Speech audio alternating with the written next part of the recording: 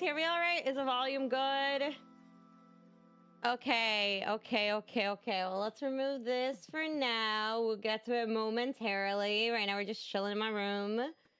How is everyone doing on this lovely, lovely Sunday morning? Also, thank you for the super chat. Why am I in front of the table? Table, go behind me. Go behind me, table. Oh, yeah. Oh, yeah. Oh, no, wait. Go in front of me. There we go. Hi everyone. I hope everyone's having a lovely Sunday morning. Thank you so much for the super chat. I have back pain. I use lidocaine or menthol. Yeah, I actually have. I have menthol 2% here on my desk.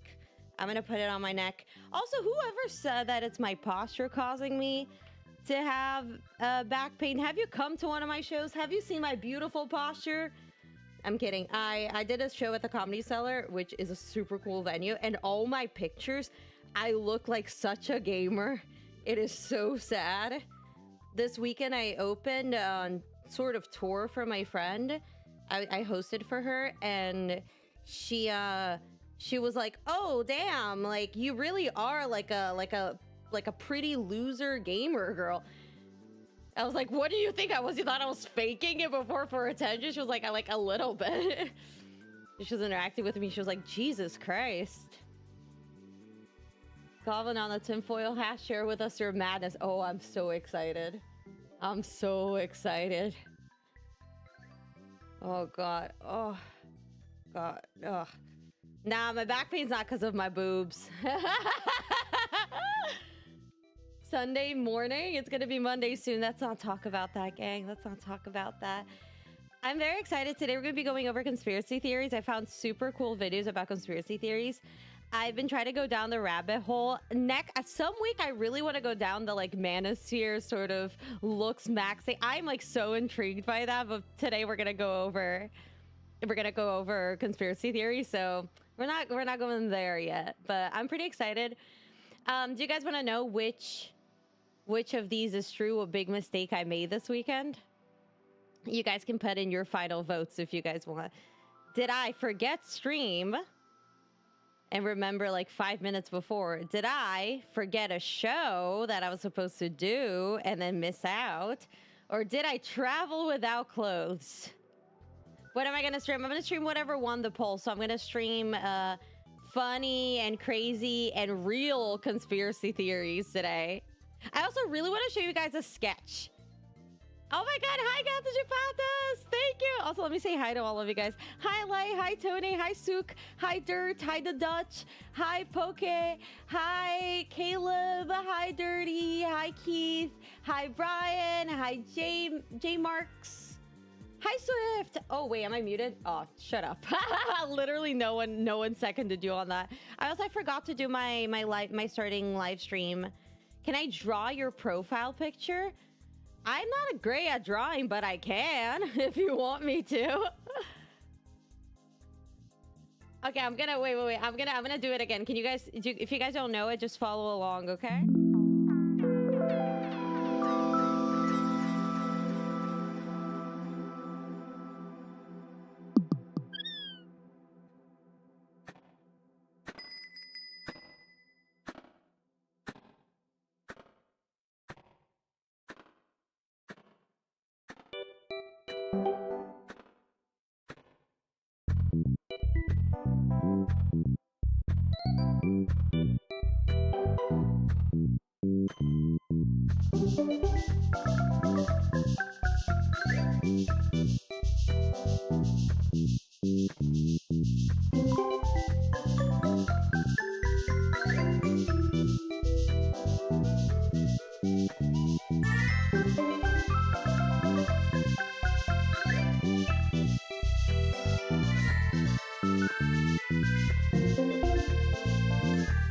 Damn it, I think one day we're gonna get this right.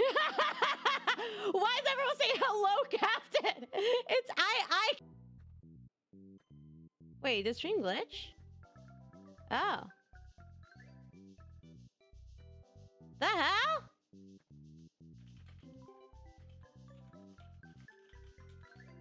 Well, this is actual bullshit. Okay, well. It's okay. Wow, that's so funny. YouTube was like, don't restart. Do you think maybe my stream like thingy is too high?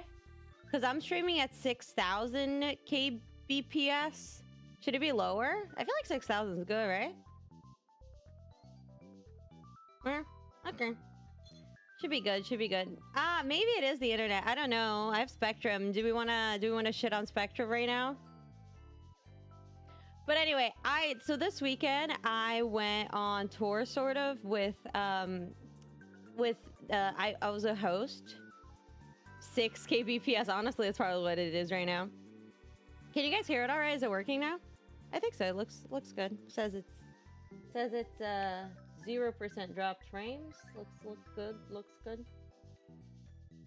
So, oh, okay, cool. Well, it's all fixed now. Yay! Round of applause. Yes, Gato de Patas. Yes, let me know on Discord if you guys want to join the Discord real quick if you're not on it. Honky Town. I will send a link here for you guys to join. But basically, so real quick before we start the videos, basically what happened was I hosted in Pennsylvania and in Virginia this weekend. For the Virginia show, I had a honky who came, which was very exciting. We had a lot of fun, and me and the comedians and the honky who came from YouTube, we all got tacos after. So if you come to my shows, I'll hang out with you. It was very fun. But it was a very tiny show. And then Pennsylvania, we sold out. It was very good, packed house. I had a lot of really old people who like were really fun. So it was really, really awesome. Both shows were really fun though. I arguably had the most fun in Virginia because there was a honky in the audience. So that was just really fun for me. Yeah, there's another honky who's coming to my show tonight. So I love all you guys that are coming to my shows. If you can't, that's totally fine too, but it's super fun. So it's been really, really awesome. But this weekend, basically, I thought that we were going to go to Virginia and then go back to New York, and then go to Pennsylvania and then come back to New York. I didn't realize that we were going to sleep over in between places, that we were going to like be in a hotel and just go to Virginia, stay in a hotel, and then go to Pennsylvania. I thought we were going to go back and forth. So I didn't bring clothes. I didn't know I was gonna have to like sleep over at a hotel. What is Quell? Who the heck is Quell? Wait, who's Quell? Let me look it up. So I was so worried. Also, guys, wait, real quick, so you guys can see. Ah, look at me! Look at my search history. Who the hell is Quell?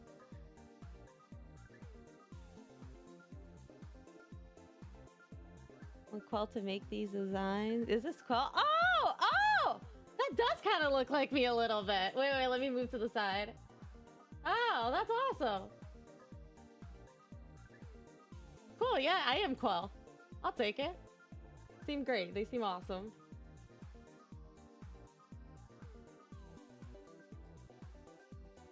I voted right. Heck yeah. Yes! 50% of you guys got it right. Honestly, surprising. Most of you guys got it right. So yeah, I did forget clothes, but I luckily, so I planned on changing for the show. So I brought some extra clothes to change for when I did the show at night. So I just ended up wearing those clothes the next day and performing with the clothes that I traveled in. So it actually worked out, and I wasn't disgusting and sweaty all weekend. So it's very lucky, but I felt so awkward because my first time like doing like shows with these, like I done shows with them, but I had never like traveled with these comedians. I was like, oh no, they're gonna think I'm such a weirdo. They're gonna think I'm such a stinky weirdo. And they actually, this is so good. That's why like I can't have people I know on stream. They actually like kind of complained about how one of their hosts was very stinky. And that's why they didn't bring them back. So I was like, oh my God, I hope I'm like clean. I showered, I had extra clothes. So very, very chill, very good. But let me put this on streamer mode real quick. Streamer mode. So you guys don't hear my Discord notifications. How do I make a streamer mode?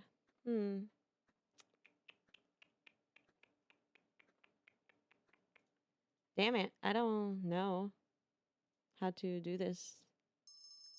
Okay, I'm just gonna close it. I'm just gonna close Discord. Do I draw? Not really. Hearts Favors Unite! Yay! Where in PA was I? I was in Columbia. But I want to do a show in Lancaster. I heard there's a really cool place called Boobs. And they have like thematic rooms. You guys want to see this lady? I became friends with this older lady in the audience, who was super cool. It's like Boobs, PA, yeah. She was super cool. Boobs Brewery. I think it wasn't her. It was someone who looked like her. She was super cool. She was telling me about all these like thematic rooms, yeah, that they have there, and that people like throw parties. There's like this dark princess room. There's a good princess room. She said that's where she spent her honeymoon. Jungle themed room, Arabian Nights room, and they have like murder mystery parties. And yeah, seems really, really fun. So I look forward to hitting up more of Pennsylvania in the future. Same I know, but they already, the girl's already like, damn, like she was like, I thought it was like, she was like, I didn't realize you were such a, like a dork. She was like, no, I like that you're a dork, but damn, you were such a dork. Like, it's about an hour away. Oh, hell yeah. So stay tuned. I'll try to let you guys know ahead of time more. I got booked on the show on Tuesday, so I didn't have much time to like give you guys a heads up. And then I only got the ticket link to give you guys on like Thursday or Friday, so it's kind of hard. There's a honky who drove 2 hours to see the show. It was very fun. Okay, let's watch this conspiracy videos by incognito mode. I think these are real, silly, fun. There's a few good ones I found. So let's get into conspiracies. I love conspiracies, so I'm very excited. At heart, I am a conspiracy theorist. Someone explained to me this weekend that the term, do you guys know where the term mogging comes from? The term mogging comes from apparently, oh fuck, I have a croissant bit in my keyboard. Oh, damn it. There we go, I took it out. The term mogging comes from a-mogging, which is alpha mogging. Isn't that exciting? What's with the tinfoil hat? Oh, you will see, Kayuki, you will see. We're watching some conspiracies today. Oh, it's muted. I'm a dunce. This? Oh, no, what are? Oh, wait, can I not like? What? Oh, I can like hear myself. Okay. I can mute this. I can mute this. And then I can unmute this. Okay, cool. Nice. Okay, awesome. So let's get to... Well, actually, okay. Oh my God, we have to go into conspiracy theories, okay? But my friend, the girl who I was opening for, she was telling me that all cars made after 2020, the government can control, and they are listening to you. I don't know how big of if this is true, if it is a conspiracy, but I do want to look into that later. If you guys have thoughts on that. Is Lancaster in England? No, this is Lancaster, Pennsylvania. But I do want to go to England because my mod Swift is there, so I really want to. Sorry to dox you, Swift. My bad. Okay, let's watch it now. Okay, cool. Conspiracies. Conspiracies. What are Chirp. What are conspiracies? What are... Gay water? Look, all I want to know is, what are Wait a minute. Are they making the green M&M less sexy? Oh. We figured it out. Moving, go.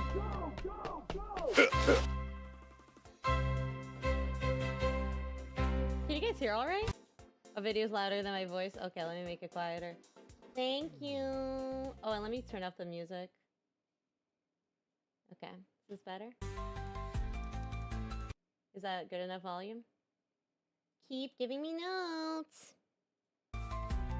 I'm not a big conspiracy guy, to be honest with you. Yeah, I kind of just like the little ones that don't really matter. Give me an example. I recently was grocery shopping and I bought a limited edition detergent that was wild berry scented. I opened it and started using it right away. And every time I clean the dishes now, I think, wow, that's a delicious wild berry scent. Yeah. But then I had to go to a hospital, right? And it just stinks like chemicals. And it's like, we have the technology to make cleaning things that smell delightful. Oh. Yet you go to the hospital and it smells like cat piss? Yeah. What's up with that? That is a good point. What else have you got? I think that one is actually, this is fun. This is like a podcast clip animated. I've always wanted to do this actually. So I've always wanted to have like a side channel of like a fake podcast with my plushies that is just kind of animated like this. That would be so fun. That would be really, really fun. This is awesome. Wait, this like, I really want to make more like videos that aren't like just react, but I feel like so much pressure. So I script and I'll toss it. But I think the cleaning supply theory thing is because a lot of scented things, they can give allergies in one way or another. So strong scents, people can be sensitive to it. So I think hospitals use the most neutral scents that most people are less allergic to, likely to be allergic to. I think that is the actual reasoning behind that. So when I was a kid, my sister had been to like a party with glow sticks. Right. And so she put a bunch of them in the freezer because she had heard that if you put a glow stick in the freezer, it stays glowy for longer. I think that's not true. It does. No, it does. It slows down the chemical reaction. Nah, there's no chemicals. It's just little green goblins. I'm telling you, they're little torches. So I'm Okay, and now we gotta kill everyone who's seen this. You guys know my actual lore. a kid, right? And we used to have, like, ice blocks. I don't know what you... Oh, I know exactly where this is going. How many did you drink? Just the one. But I go into the freezer. I go, oh, wow, that must be some new thing. And I get some scissors from the kitchen. I snip it off. And I drink it down. What in color was it and what flavor? It was a reddy purple. It tasted like soap, but it was spicy like Tabasco.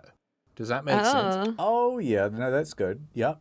Now, here's where the conspiracy comes into it, right? My sisters are running around screaming in circles, he's gonna die, he's gonna die, oh no, oh no. My mum's on the phone with like a poison control hotline or something, being like, my son just drank a glow stick. They just go, you're the worst mother in the world. This is your fault. I drank mercury when I was a little kid. I broke a temperature measurement thing, and I just drank the mercury, the little mercury circles too that were in it because it was an old-fashioned one. So I don't know. I think it's kind of base for that. You made plenty of nice arrangements for the funeral, ma'am. There's no point making it closed casket. He'll just glow right through, won't he? Put him in the freezer. He'll last longer. But yeah, so here's the thing, right? They're saying, you can't drink glow sticks, they're toxic, you'll die, etc. The poison control people, their solution was, I had to gargle ice cubes, not to neutralize the chemicals, purely to get rid of that spicy, annoying sensation. So here's the conspiracy. I drank a glow stick, 0 adverse effects. Nothing happened. So they've been saying, no, don't drink glow sticks, they're bad for you. They'll make you sick. But I could have sworn I could see in the dark. Nothing bad happened. So nothing bad happened. Soapy. With a hint of Tabasco. Wild berry. The ice thing actually does make sense. So I've had to have spicy things for a few things like shows. Like there was a show recently that I had to do a minute of stand-up after eating a hot pepper. And the thing that you have to do is you drink milk before something spicy, and then you eat or chew on ice after. So milk helps before the spicy thing. Ice helps after. So I think they had him chew on ice. Oh, cool. Thank you, Swift. So I think they had him chew on ice because the spiciness would fade. But the thing about seeing in the dark, this sucks. And I'm not encouraging you guys to do it, but I kind of want to do it. Maybe I do it and I report back to you guys so you don't have to do it, okay? Is that what we stream next week? We stream overnight and I just you guys just watch to see if my vision works better. Oh my god, maybe it was a wild berry. Maybe that's what... Oh my god. You don't think You don't think? No, it couldn't be. No, it's just got to be. That's a conspiracy. You're crazy. Surely it is. You're just making it up for attention. Oh, I've been wanting to talk about this for a while. Ooh. Toilets. Yes. I think there is no standard for what the big button does and what the small button does. Now, I'm going to need you to elaborate on that. Yeah. So, okay. Very often, people go number 1. Less often, people go number 2. Yeah. So, naturally, the big one is the one that's frequently pressed because it's the big one. It's the one that everybody aims for, right? So that should be the small flush. I feel like... Exactly. Now look at this one. No, don't misconstrue me. I think you're an idiot. So you're telling me that the small button gets pressed more often than the big button? It's... Yes. Wait, what? I think he's just saying that he thinks that toilets should have the lower flush be on the bigger button and the bigger flush be on the smaller button. Sometimes that is true, though. I feel like in the round one that he showed earlier, I've seen like a lot of where the big one, because the big one presses both and the smaller one only presses that. So I've seen that happen. I think he's just saying, not a theory. I don't think he's saying a conspiracy theory. I think he's just saying an opinion, and he's using this video to promote his opinion. It's not so simple, is it? I understand your logic, but I think it's built on a weak predicate. You're conflating big with important, when in this case, big means big. Big and then it's the poop. big flush. It's the full flush. And the small means half flush. It's a... Now, you're telling me Yeah. that this button gets pressed 5 times as often as this one on the left? No, I know. I don't believe it. So what I'm saying is that across all toilets, there is a non-standardization. Look at this. Which one is it? It's 1 water and 2 water. One is less water and one is more Yeah. water. It's not, like, that's so clear to me. Is he going like, oh, the one looks like a poop coming out, and the 2 looks like a little rain of pee? I'm sorry, no, pee and poo humor is like not super mature, but I'm so confused by logic. 1 big drop for solids, 2 smaller drops for liquid. That is exactly his logic. Okay, I feel less stupid now. Which one is it? The one on the left is the half flush, and the one on the right is the full flush. Which one's the bigger one? You don't know. I think the half moon is always the less, and the full, and so the left is less, the other one is more. I don't know. Nobody knows. Only the plumber. The one on the left is the full flush. The one on the right is the half flush. Yeah, go on. Give us another one. This is easy. I can do this all day. Not so easy now, is it? The one on the left is the full flush, and the one on the right's the half flush. Maybe you just don't have an eye for it. I think this is like gold like the sun, so it's P. Yeah. And then dark like the moon, so it's the darker stuff. But the moon's not dark. Why is it red? What if we just had 1 button, and instead we used AI to determine how large the flush should be? Or I'm sure that'll be the and future. the button. Turn the dial for small amount, more, and then, full. I mean, I see what you're saying, but I always will go the small one. Really? 100%. Wow. I don't think I've ever Okay, this man has some dainty poops. Okay, princess. pressed the small button. Well- And I don't in public bathrooms because I don't like the idea. Yeah. So I'll just hold it and then get very sick. But I always press the big one because that's the big button. Why wouldn't I press the big button? Maybe it's because I've grown up in places where there's I thought you would say that maybe it's because I'm grown up, and when I see a big button, I don't feel the need to press it. levels of water restriction. I half flush on number 2s. Really? I almost never use a full flush. Like, I could not tell you the last time I've used a full flush. I remember when I learnt the rhyme, if it's yellow, let it mellow. If it's brown, flush it down. And I was at my mum's work when I was like, I don't know, maybe 7 or 8. And I was in an elevator with my mum and a woman who I found out was her boss. And I was like, Mum, check this out. If it's yellow, let it mellow. If it's brown, flush it down. What? And then you just said the line. Yeah, and then Mum's like, oh, that's great. That's great job. She's like, I wish that glow stick took you. There was a time we were on tank water. That's and we funny. used to have I feel like are we okay with pee poo poo? Are we okay with pee pee and poo poo? Or are we icked out by pee pee and poo poo? Are we a non pee pee poo poo crowd? Are we adults here? I like, okay, I'll keep talking about it. So I feel like, hi Boom, a great time for you to come in. So I feel like the yellow let it mellow is like a pretty good rule. But the only issue is like, okay, so I feel like if it's just me in the apartment, I'll let the yellow mellow. Because I'm like, well, I'll just like, I pee a lot. I drink a lot of water. My ADHD medication makes me very dehydrated. I talk a lot for videos and stand up and all of that. So I try to drink a lot of water and I always forget water. So I have to force myself. So I pee a lot and I'm very anxious. So I'm like, oh, I'll probably pee in like 30 minutes. I'll just double pee flush. But because I have a roommate now, I can't allow myself to do that because I might forget when she's home or not. Or she might arrive and she might just find a toilet bowl full of pee. And it's happened before, and I feel so bad. Hi, Matheus. Okay, everyone's arriving while I'm talking about my piss. What is the deal with this? So I just titled this The Piss Stream. Yeah, so not great. But she's forgotten to flush her pee down before, too, so I feel less embarrassed by that. Insane. I have a guy friend who I do stand up with, and I've gone over. Like he does like reviewing like a big group meeting where like review each other's sets and stuff. And I went over, he had forgotten to flush his poop. It's like I flushed and I cleaned his bowl for him because I was like, I don't want him to know that I saw this. If it's yellow, say goodbye, fellow. If it's brown, let it stick around. Oh, No flush for number 2. Big flush for number... I love this. This is my sense of humor. What does the VPN?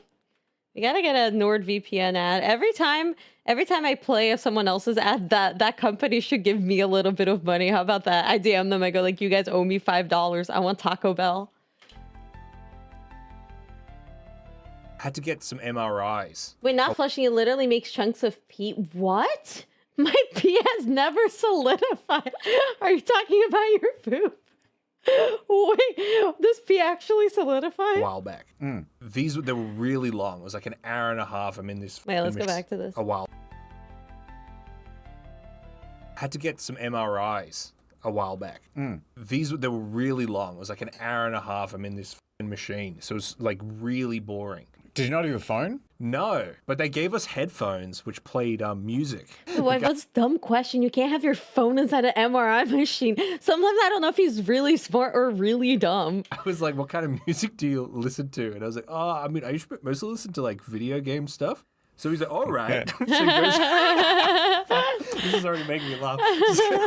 So he goes on YouTube Music and types in video game music playlist. And he's like, what, does this look all right? Now it was a bunch of like Undertale and stuff. Okay. So he puts it on. Yeah. Puts me on the table. And puts the headphones on, locks my head in. And the music starts playing, and it's the Skyrim main theme song. Just imagine this mental image of me getting fed into an MRI machine.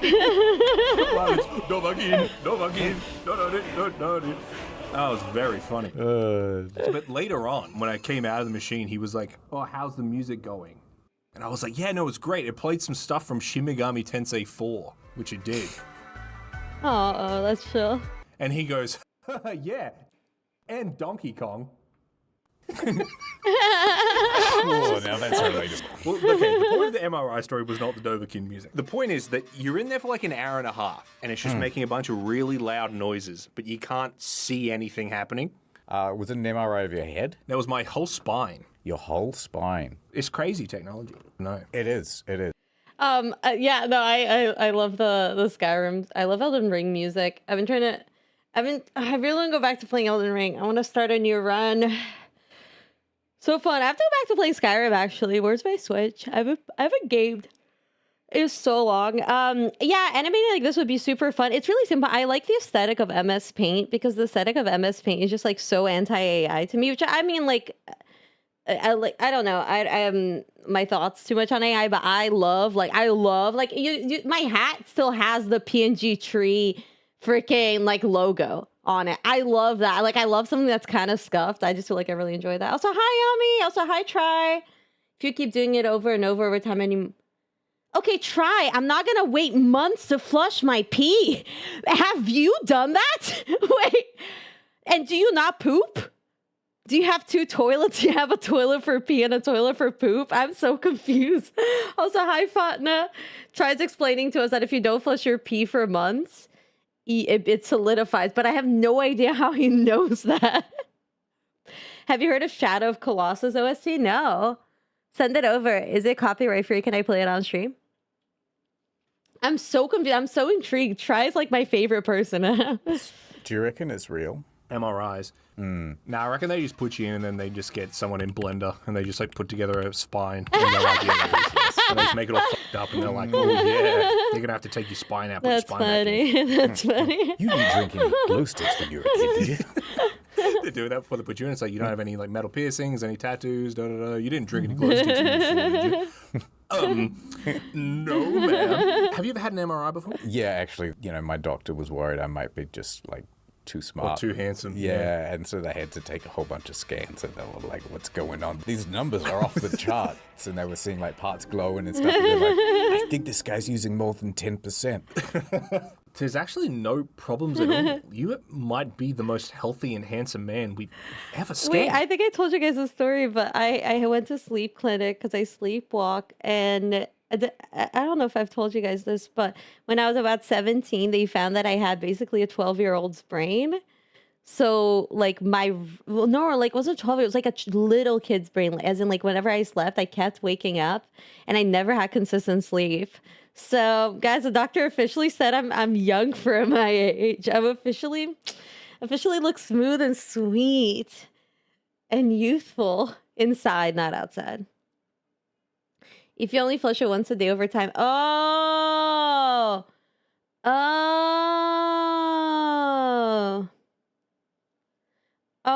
if you let it build up. Okay, but have you considered my peas are very dainty and I'm very hydrated.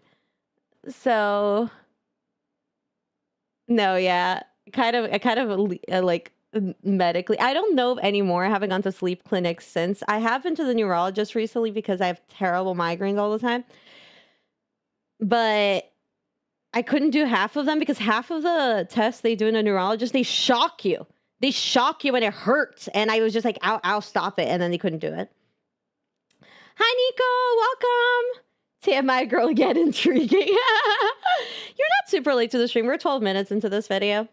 Starts at 12:30 every Sunday. Can you sign this document? It's just a release form. I'm like, yeah, anything for a fan.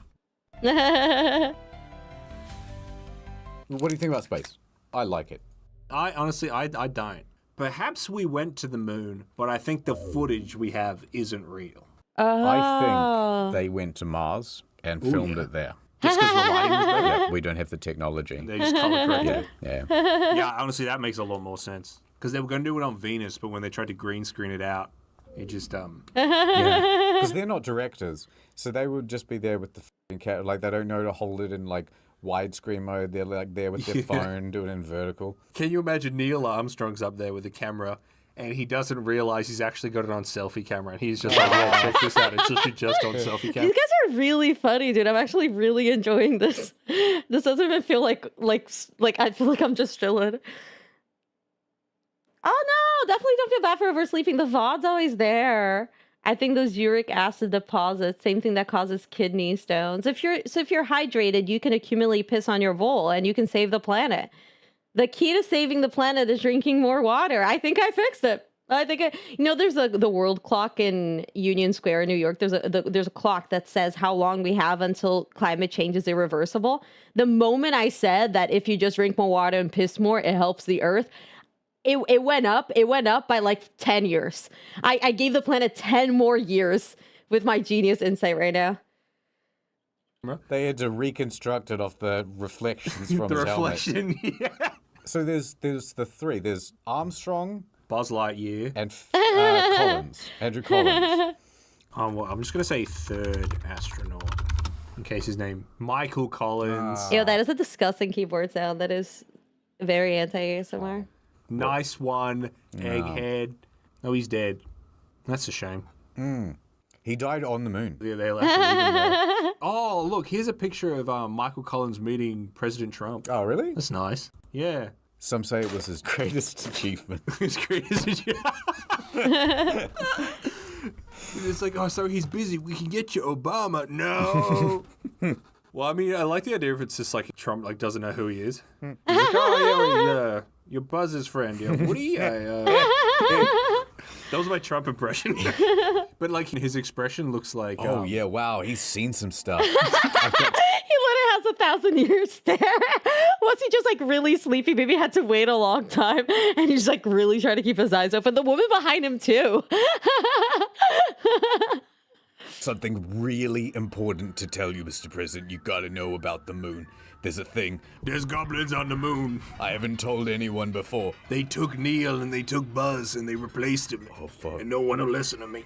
Do you think he gets sick of the moon? Because there's nothing anyone wants to talk to him about except for the moon, right? The moon, yeah. Yeah. I reckon he goes out at night and he sees the moon. He's like, oh, fuck off. No, if the moon landing is fake, then these guys have had to spend their entire life answering so many questions. Like, they've had to role play on such extreme mode. That's awesome. That's awesome. You know, there's like there's a Louis C.K. sketch from SNL where he does like a black accent because he's with Leslie Jones, who's a black woman, and then he starts although he's making fun of her, then she listens to for years. He's trying to he's faking the black accent because he doesn't want her to know that he was making fun of her, so he just pretends that's how he talks. So what if that's the moon landing? They're like, we'll just fake it. It doesn't matter. But for like 100 years, however long all these guys are 100, 200, they've had to just like role play having been to the moon. Yeah, it was so big and full of holes. What happens to werewolves on the moon? If you put a werewolf on the moon, does he just turn into a werewolf all the time? They're just werewolves all the time. Do they need spacesuits? That is very funny. Yeah. Yeah, that would be scary. That'd be really spooky. What do you reckon's the scariest thing you could find on the moon? The previous crew. Apollo 1. So, you're on the moon. So let me just pretend that the moon's real for a second. Okay, yeah, I'm on the moon. Go on. You're bouncing around. And it's great. You're having a good time. But What if you bounce too high? Will you fall off? Can you fall off the moon? No, you can't fall off the moon. What does that even mean? I mean, I just think that it's like, Fall what if it's like... where? Down space? Fall to the bottom of space? Yeah, I don't know. Maybe you fall off the moon. Maybe you trip and fumble and you just got to sort of keep going. I think that's the angriest I've ever heard you. Do you reckon they started doing push-ups and they're like, yeah, check this out. 150 push-ups. Easy. Like one finger. But he's doing it with his knees down. He's like, no, just film from the top half up. Film from the top half up. Part of me thinks, just part of me, deep in my soul thinks, I reckon you could fall off the moon. I think so. I don't think it's possible, but I think I could do it. What, you're just walking around normally, you just gotta be really careful. God, I hope I don't fall. Trip, and then whoop. They're hiding fun stuff. Oh, yes, they are. When I was a kid, I read a book called The Blue Nowhere by Jeffrey Deaver. Go on. It's a deadly game of cat and mouse, where one guy is the world's greatest hacker, and the other one is a brilliant but tortured criminal investigator. Okay, Death Note. Who's slightly new to the computing world, right? There's one point where they're having their hack off. And they're like, we gotta get into his mainframe. And then he's like, he's hacking into our mainframe at the same time. And they're going back and forth. Who can counter hack the best? And then it seems as though the hacker guy has kind of stopped. Maybe we did it. Maybe we won. All of a sudden, the computer that they were hacking on explodes. Wow. Because the bad guy hacker managed to turn off all the cooling fans and it just somehow exploded. What I'm trying to get around to is, how come the NSA doesn't do cool shit like that? Yeah. It's never something cool like Watchdog, like hacking the bollards. Yeah. And I'm like, dude, bollard hack, activate. In a world connected by Web 3.0, nothing is safe. Imagine we like go to war with China. They press the button and all the bollards go up at once. But then I've got a sweet motorbike. I can get between the bollards. So I'm going. I'm driving on my sweet motorbike. I'm listening to Day and Night by Kid Cudi. Cut the Skyrim. Yeah, I've got Skyrim theme playing. They're hacking all the traffic lights. They're turning them all red. But I mean, I don't stop at red lights anyway. Nice try. So next, They use up all the prepaid mobile data on your Anime wallpapers was saying we have cat girls in Area 51. phone, and suddenly you can't connect to the internet. And my plan doesn't reset until the 10th, so my hack gets cancelled. my hack gets cancelled. And which is hard because my other hand was already holding a beer, so now my hands. I love that idea. Just being at the, I don't know, the NSA, the CIA headquarters. Stand down. Cancel the hack. We need him working for us. The thing is, like, you've got the movie version of hacking, I'm getting hacked. This is major. This is major. and then you've got the real life version of hacking, which is much more boring. I was wondering if you can take a look at a website I'm trying to get to. Sure, what's the website? By clicking that link, he's just given David full access to his computer. We're on his computer right now. Tedious. But what if actually it is as fun as in the movies, and it's much more like, yeah, have you seen Swordfish? Yeah. You're like spinning a cube around, and you're going, the cipher is being decrypted. Oh, yeah. And you see the number going up. That would I mean, that's kind of like if you guys watch the Amazing Digital Circus, like they are kind of doing it. I think that a lot of the tension from movies comes from just it being a time constraint where you're getting on someone's computer and you have to do something. Like if I'm like trying to do anything sneakily, I think it's just like the tension is so much greater. So I feel like the hacking hype in movies is less because of the technology. And I think it's more so because it's just like how, it's just like the tension of having to do something quick. Hi, Kelson, how are you? Why am I getting ads saying single Japanese women near you? Don't admit to that, Yami. That's the kind of thing you don't tell someone. That'd be good for you, man. Click on that. Maybe you'll get free Japanese women delivered to you. be so exciting. I think that that's actually what hacking is like, and there's a deliberate move to pretend that it's not. But what, like, why? I heard that the underground, government, whatever, I heard that they actually have like this big document that effectively has like contingencies for a whole bunch of really strange scenarios. Well, what kind of contingencies would it be? Like what happens if the president has a sore tummy today and he has to do an address? Yeah, exactly. Yeah. And I reckon it'd be like, it wouldn't be an easy, simple solution. It would be the most convoluted thing possible. It's like, all right, so we actually have a clone of him ready to go. I mean, yeah, I actually do agree with that. Like, there's so much that you see kind of obvious. It's like, oh, people doing this move or that move to distract from this thing. I do believe in that book. I believe that book is real. There's a really cool museum in New York called the Spy Museum, where there's a lot of like real life spy like hacking things that people have done. I really want to go back because I have a really bad memory, but it's super, super cool. So he can stay in bed. The clone can go out and do the speech. Wait a minute. What if you cloned Trump, Sure. then dispatched with the original? Would the clone still be president? Would he still want to be? That's everyone's theory that Selena Gomez is a clone. That, like, even Donald Trump, I think people think is a clone. There's so many why? I do have a question. Why is the clone theory so commonplace? I feel like manipulating someone, threatening someone, like, these are all so much more likely than having a clone. Like, people have vice presidents for a reason. Or even like Selena Gomez. Why does Selena Gomez have to have a clone? I don't think she matters, but I don't think she matters enough to have a clone. President? You'd be like, whoa, wait a minute.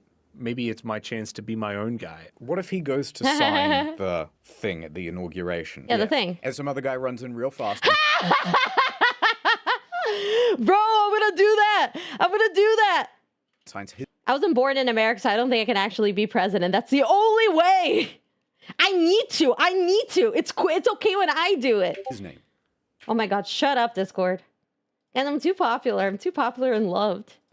I'm pretty sure that just doesn't count. It's probably like a random server I'm on that I never check.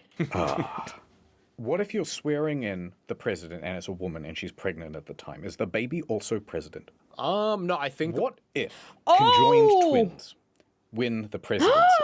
one's president, one's vice president. Yes. That is an intriguing prospect. Because they're not supposed to have the president and the vice president in the same room at the same time. Oh, really? Sounds like fake. No, it's true, because what if someone bombs the room? Then you lose both. But what about all those pictures where it's like Obama and Biden hugging? Did you know that Trump has never met with that other guy? I think Trump would bully him. Oh shit, why is my Discord still going off? Let's turn off Discord here. Oh, it's still like going on in the back. I think that's actually my server. Are people joining the server? Join the server. Oh, bro. I'm so stupid. Like I find Discord on my task manager and then it like floats away. There we go. Okay, cool. Awesome. Let me like it and subscribe and hit that bell button. Huh. I wonder if you guys should do that to my video. Huh. Maybe you guys should do that to my videos. Eddie Vance. Yes. They've never met. Because they can't ever be in the same room at the same time. It's illegal. They'll both be immediately It is illegal. It is illegal. Yeah, no. I actually had a girlfriend like that where we couldn't be in the... What if Yeah. Putin wanted to... That is such a dumb joke. I don't know why I thought it was so funny. But I think it was funny because he like literally said nothing more to that girlfriend. And he like kind of bailed on the joke halfway through. hang out with Trump like all the time, like be friends with him. And Trump was like, I don't want to be friends with you. Yeah. But he wouldn't leave. And so eventually he had to get a restraining order against him. But then Putin was like... Isn't that Epstein with Elon Musk? I want to come to your island, please. Okay, we don't want you here. But please. Well, you can't. Oh, I just stumbled upon your island, actually. Oh, I guess I have to hang out with you guys. That was literally Elon Musk in the emails. Because I have diplomatic immunity. Ooh, that is very intriguing. What would you do? It'd have to become a extra legal process where it's like, oh yeah, hi Putin. Yeah, no, Donald's not feeling very well today. We're just putting him to bed, so you might have to just come back another day. Putin." Dodging him. Yeah. Oh, I've got it. Okay. Yeah, go on. I don't think there are any real restrictions on Air Force One. No, I think to be president, you have to be born in the United States. I think it doesn't matter if you're a citizen or not. Okay. Yeah, go on. I don't think there are any real restrictions on Air Force One. Oh yeah, okay, go on. So is the president allowed to just fly around to wherever to get ice cream or whatever? Oh, you know what I mean? Like, okay, now stop here. Yeah, that was good. Now let's stop here. Yes, let's stop at this Ben & Jerry's. Could be completely wrong. But when Air Force One goes somewhere, there's like two other identical Air Force Ones that are like also going. So it's like, Yeah, I think so. I reckon the limitation comes down to, mechanical constraint. Like, there's just not enough space for 3 planes at Ben & Jerry's. Yeah, I suppose it's the landing. I asked that to, I sent a DM to Notch once, and I was like, Yeah. I don't know if you've ever been on a private plane. Like, let's say you were going from New York to LA. Are you allowed to just say mid-flight, hey, can you stop and we'll get ice cream? And Did he reply? he said nothing. He didn't reply. So I don't know. I actually don't know. I don't know. I've never been on a I private assume plane. that I don't know what the you're rules are. not allowed to stop because I think flight routes have to be tracked for safety to make sure, like, there's a whole thing of like private planes, they fly at a different altitude than commercial planes. So there's a lot of that stuff. So I feel like if you just stop, you have to get so much permission to do it. It's probably not worth it. But if you're Beyonce, I'm sure if she can. Does she even eat? I feel like I never see celebrities just eat. Right? I just want to clarify, did you actually message Notch that? Yeah. That's so funny, man. Outro's basically an ad. You know what we forgot to do? Who are you? Oh, yeah. Hello. Everett. It's Mr. B. I'm from Story Mode. an editor. Listen, we got Story Mode, we got other channel, right? It's got two problems. Number one, not enough people do reactions. I go to YouTube, I go to reactions, everybody react in main channel. Look, VTuber. Incognito. VTubers. We have a Story Mode reactions. What the hell? Also, other problem, Story Mode. Okay, so here's the thing. This is a defense for React content. Like, I think they like it. I think it promotes them. So we should do a Story Mode reaction to promote their other channel. Like, we should help them out. Bad name. I'm changing it. Explained. I think Oh, that's that is a better. name. That is much better. Yeah. Explained. That's much Yeah, better. I like it when people have to pronounce things funny. Have you noticed, like on main channel, like, do you know why it's called the Varus Strakes Buck? Yeah. It means nothing. It's just so that when I knew reaction channels and we're gonna watch it, they would pronounce it funny. This is the Varus Strax book. I mean, this is fun though. I'm watching because I feel like this is like informative. Why not? How about explained it? I like that. I'm told reacting is good as long as it's 3 days after the video. Oh, yeah, after, so it's not the same day. Oh, that's smart, so people aren't watching them over the thing. No, that is smart, yeah. Straight. I will ethically try to do that. And that's not because I take a while to edit or send it to an editor. That's because I am ethical, actually. So, round of applause, thank you. I can't just read what he wrote, apparently. And it was just like funny to me that they'd have to. Anyway, point is, I like explained better. I think it's better because then you know what you're getting. But maybe some people haven't seen Story Mode. Oh, so right, well- what are they getting? To do, Nate heads off into the wasteland. He goes running for many miles along the road. It's just like that Cormac McCarthy novel, Blood Meridian. Until he comes across an old petrol station? Whoa! And there he meets a new hairy four-legged friend. Oh, I've only got 2 legs, Mr. B. No, Mr. Z, this is a dog called Dog Meat, and he's gonna be our new friend. Nate asks if he's seen Sean at all. Give me Sean! Now! Alas, this shepherd hound only speaks German. Ihr Sohn ist 60 Jahre alt und leitet das Institut. Do you think this boy... Wait, that is so fun! Like, you make up like a story based on the game? could have used a harpoon? Look at him. He's a wee lad. No, he's far too scrawny. Wait, I need friends. I need people to do this with me. Wait, I'm gonna be able to put a call for like comedians. Wait, what was the thing I talked about doing a while back? It was like dubbing over like animations or something. Like dubbing, like, I don't know, dubbing over Amazing Digital Circus without having seen the show. That kind of stuff. Oh, that would be so fun. It'd be funny if it spoke Russian. That would be funny. It'd be so cool. Isn't that what they're doing? They're just like making up the story over it. Underpage like you could never wield a poon such as this. Are you Alex? Weirdly, he recognizes her. That's me. I'm Ryan. If she was taking that kind of body language, I would not dare. Yeah, bridging. Bridging is so fun. Its ears go back and it starts showing its teeth. And you're like, here, boy. Like, no, scoot into the corner, little fella.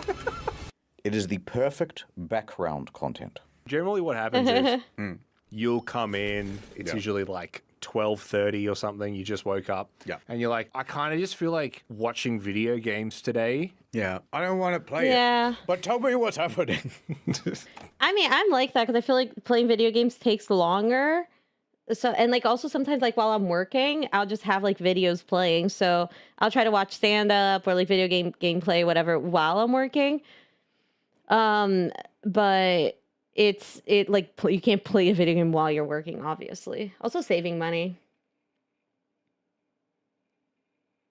Yes, a BridgeCon would be so fun. Yeah, I need to do that. That'd be so fun. I want to watch the other Glitch show. They had another show that they just had an animation come out. Try to do that another week. I think it'd be fun to watch a few of those. But I think that's the end of the video. This one seems super cool, though. You check this out as well. Insane conspiracy theories that turned out to be true.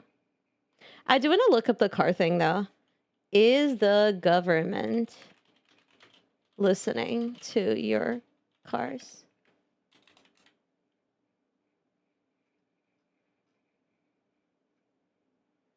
Wait, let me hide it in case it goes. You live in the street.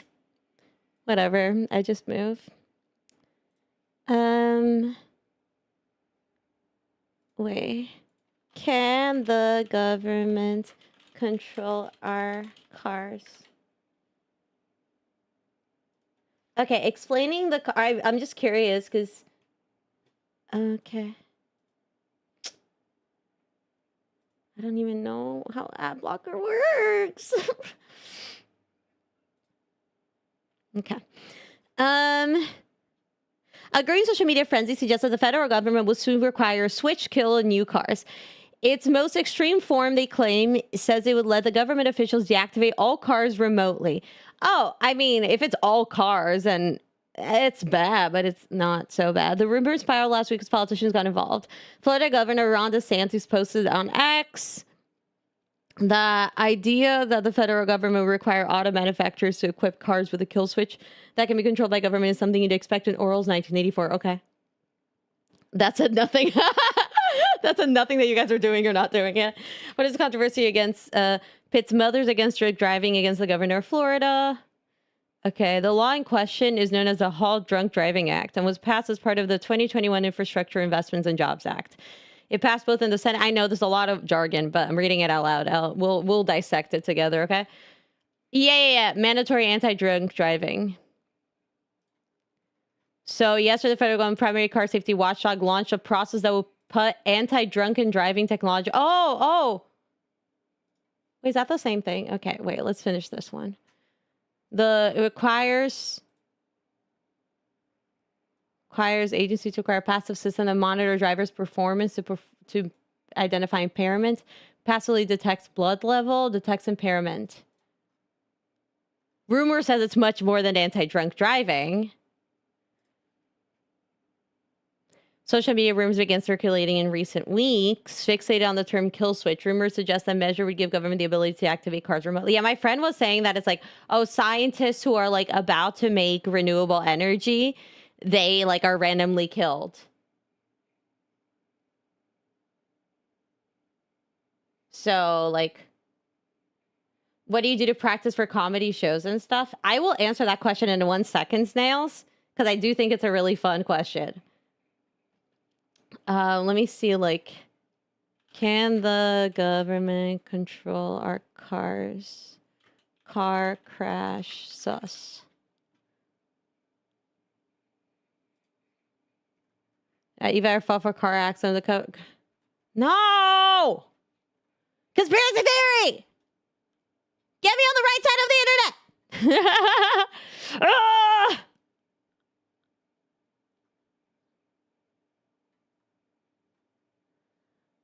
I gotta go to like page 5.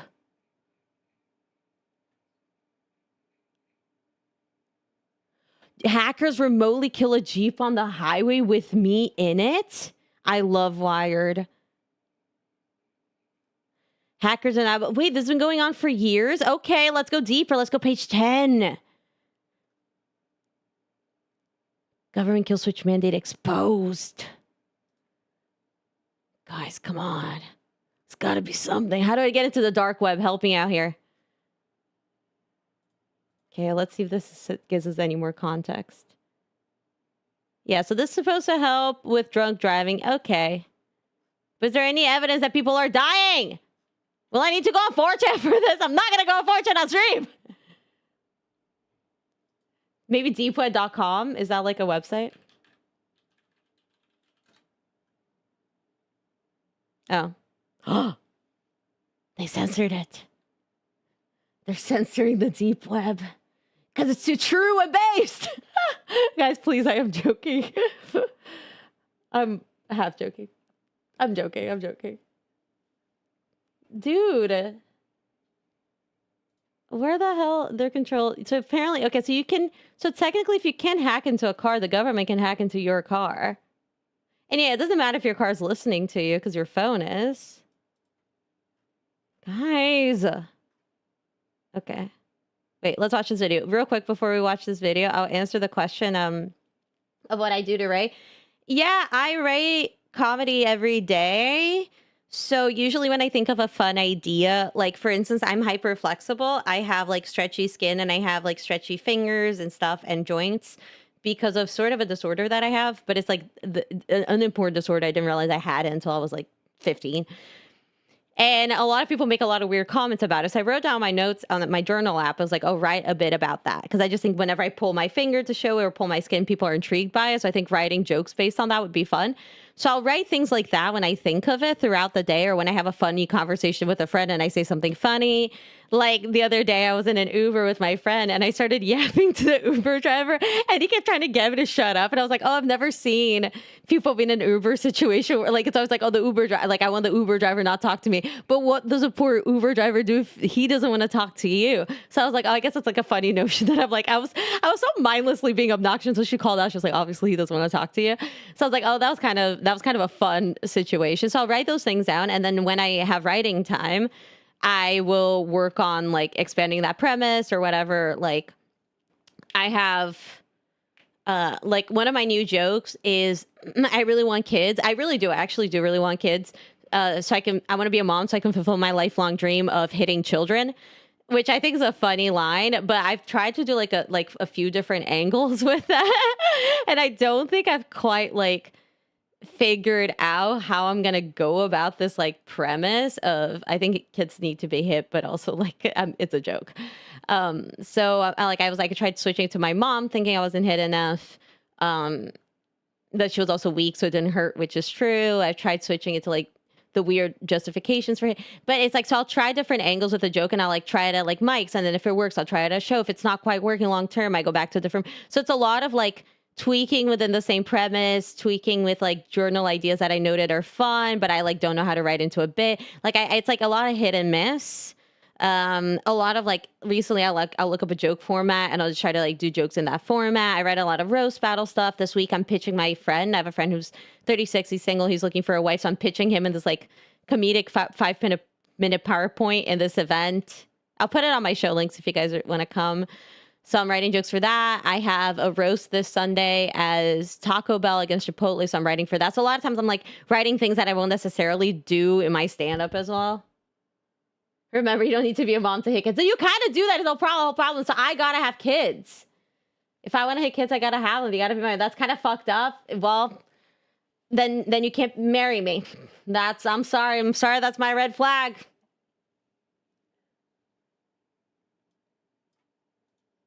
A secret government experiment turned animals into spies. A lie about food created a global crisis, and powerful men were caught performing strange rituals in the woods. These stories sound like nonsense. Many people didn't believe them, then the truth came out. Today we're diving into insane conspiracy theories that were true all along. We'll begin with the strange cases and work our way to the most shocking. Our goal, guys, is 2.5 million subscribers by the end of 2026, and it is crazy, so it would mean the world if you subscribe. I will do my very best to put out the best videos I can for you. I'm Visual Venture, and you are awesome. This is fun. This is awesome. The Spy Conspiracy. During the Cold War, the US and Soviet Union spied on each other. That's no secret, but there's one bizarre conspiracy theory from that period. People claimed the CIA tried to turn animals into spies. It sounded crazy, but declassified documents proved it actually happened. In the early 1960s, being a CIA spy meant risking your life. Anyone caught spying in the Soviet Union could be executed. The CIA wanted to spy without putting agents in danger, so they came up with a strange idea. Oh, so you're putting cats in danger? Okay. Whatever. I think we all agree we would rather human die than a cat, right? Not to put words in you guys' mouth, but if you're here, I assume that we baseline agree that cats are better than humans, or at least cat girls. On human agents. That was where cats came in. The CIA realized cats could go anywhere without drawing attention. That made them perfect spies. So the agency launched Project Acoustic Kitty. The goal was simple. Turn a cat into a walking listening device. Surgeons would implant a microphone, a radio transmitter, and an antenna into the cat's body. The idea was that the cat would move near a target, the mic would capture the conversation, and the transmitter would send the audio to the CIA. On paper, it sounded smart. In real life, it was chaos. Implanting those devices into a living creature was tricky. It took months to figure out. One report said they made a monstrosity. At that point, it was time to train the cat. But a new problem came up. The cat cat was hard to control. During training, it kept wandering off and chasing birds. Yeah, like, this is like such a dumb idea by someone who has no idea what cats are like. Like, they're not dogs. You don't train. You can't train a cat to even sit. At least I don't think so. What would make you think that you could train a cat to do anything? Like, I'm sure that cats are capable, but why would they listen to you? First of all, you're trying to kill, like, you're okay with them dying. Baseline, they're smart enough to know not to trust you. They can sniff it out that you, like, are okay with, like, risking their lives. I don't know. I just think it's, like, a dumb thing. You're belittling the intelligence and autonomy of cats, which I think makes you a shitty person. I'm on the side of the Soviets now. Also kept stopping to look for food. Even so, the agency decided the SkyCat was ready. It was time for a real mission. In 1967, the CIA released the SkyCat near the Soviet embassy in Washington, D.C. Two men were sitting on a nearby park bench. Agents wanted the cat to get close enough to record the conversation. They released the cat. It stepped into the street. Then a taxi hit it. The mission was over before it even began. This is so funny. This is so funny. They spent months. I don't know how many cats died to implant this thing onto the cat. They trained a cat that stopped to eat things, that, like, rolled around to get its tummy pets on the tummy. And then it automatically dies? And cats are pretty smart. Do you think the device actually made this cat, like, it might have fucked with the cat's, like, balance in sense, because they're like, they use a lot of their ears and whiskers for perception. Maybe the device messed with their awareness, and that's why I got hit by a taxi so quickly.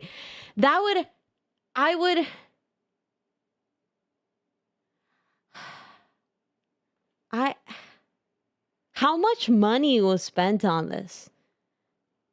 Can we get, like, government, like a lawsuit and we all make 2 cents back? Holy, I got used to cat. Yeah, do you think now the cat's like cat heaven in, like, a harem anime? By then, the agency already spent about $20 million on the project. Oh my god. That's roughly $170 million today. Oh my god. They decided to quietly shut all it they down. did was make one kitty? You make a few! Oh my god. Cats can indeed be trained to move short distances. Okay, I do want to read this now. I kind of want to read this paper. Okay, they know to cater to the cat ladies. They know that the Venn diagram between cat ladies and women who like conspiracy theories is 100. It's just one circle. It's just one circle. Cat ladies all are crazy, and I am proud to be that. Not practical. However, the agency didn't give up on the idea of animal spies. Instead, they tried something even stranger. By the early 1970s, CIA engineers came up with a new plan. If real animals were too hard to control, they would build a machine that looked like one. That idea became the Insectothopter. It was a tiny drone built to look like a dragonfly. It had a tiny engine that powered the wings. A microphone was hidden in the head, and operators could... I feel like if the US could engineer something like that, they could make millions of dollars by selling it to wives. Control it remotely. By 1976, the CIA had a working prototype. This is the first flight of the insect-sized unmanned aerial vehicle called Insectothopter. Flight tests were impressive. The plan was for it to fly close to a target and record conversations. Once again, it didn't work well in real life. The drone was extremely light. That meant even a small breeze could push it off course. Agents struggled to keep it steady long enough to record anything useful. Eventually, the project was abandoned. The Acoustic Kitty and Insectothopter projects remained classified for decades. People talked about them, but no one could confirm they were real. Then in the early 2000s, the CIA declassified some documents. That was when the truth finally became public. In 2003, the CIA put an Insectothopter prototype on display in its museum. The company in our next chapter secretly did something to millions of their own customers and didn't tell anyone. The Battery Gate Conspiracy. For years, iPhone users noticed a frustrating pattern. Whenever Apple released a new iPhone, the older models seemed to get slower. Many users believed Apple was doing this on purpose to push them to buy the latest iPhone. People thought this theory was crazy, and if you believed it, you were just paranoid. Then in 2017, something happened, and suddenly you didn't seem so crazy after all. That year, Apple released a software update called iOS 10.2.1. After users installed it, complaints started pouring in. Users with older iPhones said their batteries were acting strangely. A phone might show a 30% battery, then suddenly drop to 1%. Yes! Oh, that was happening to me! Later, the phone would shut down. People complained all over social media. They were confused, frustrated, and demanded answers. But Apple didn't respond. So one man decided to look into it himself. John Poole was a software developer. He noticed that people were complaining about their iPhones. His wife was one of them. My wife just offhand mentioned that her iPhone 6S felt slow, and the numbers that we got out of it were significantly lower than what I'd expect from a phone like that. Poole knew enough about phones. Okay, guys, if we talk sometimes about dating tips here, this is the kind of stuff you should be doing for your wife. This is the kind of thing you say on a first date. You're like, baby girl, if your phone battery was dying, I would take down one of the world's biggest corporations just to make sure you can scroll on Instagram a little bit longer before charging your phone. That guy, like, look, I mean, is he the most attractive man in the world? Can barely see his face. Is he the most romantic man in the world? I think so. Poole was a software developer. He noticed that people were complaining about their iPhones. His wife was one of them. My wife just offhand mentioned that her iPhone 6S felt slow, and the numbers that we got out of it were significantly lower than what I'd expect from a phone like that. Poole knew enough about phones to analyze the situation. It was sort of a eureka moment, and that's what prompted me to really take a deep dive into our database of performance data and see what was happening. He ran performance tests on older iPhones and compared the results to newer ones. What he found was hard to ignore. Older iPhones running newer versions of iOS had lower performance scores, but it was only happening to phones with older batteries. After analyzing everything, he reached one unsettling conclusion. Apple was deliberately slowing down older iPhones. Poole published his findings on his blog on December 2017. Millions read it and they were furious. For the first time, the old joke about Apple slowing phones down didn't feel like a joke anymore. Now Apple had to answer for it. Just 2 days after Poole's blog went viral, Apple released a statement. Apple confirms it slows down the performance of older iPhones to reduce power demands. The company admitted it was slowing down older phones, but it said there was a good reason for it. As iPhones get older, so do their batteries. Older batteries can't handle power the way they used to. If an older battery is pushed too hard, the phone might shut down or crash. To prevent that from happening, Apple added software that reduced the processor speed on older models. But that explanation didn't calm customers down. The problem wasn't just the slowdown. The problem was that Apple kept it hidden. Soon, lawsuits began piling up. So far, 2 lawsuits have been filed in Los Angeles and Illinois, claiming those suing... I mean, I think definitely, I'm sure it is true. And I'm sure they were doing it for monetary gain, and they already had a PR answer ready.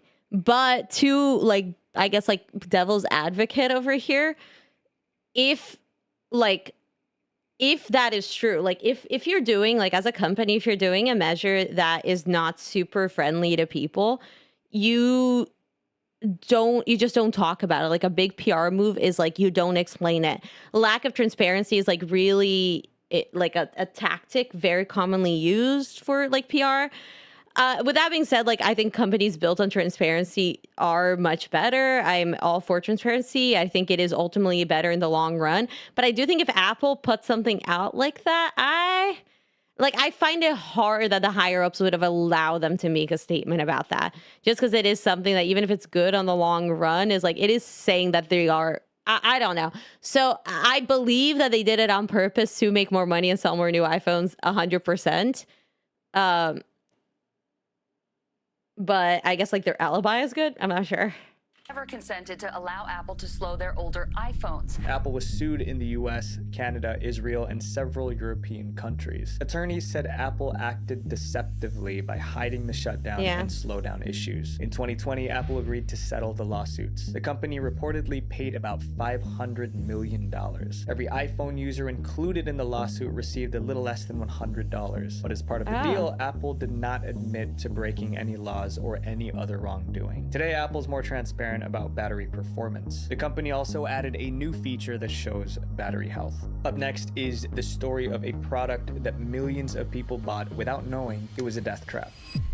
The Ford Pinto conspiracy. Oh. The Ford Pinto is remembered as one of the most dangerous cars ever. Even What was my worst joke? I've never like done a joke I think for a really long time that was that bad.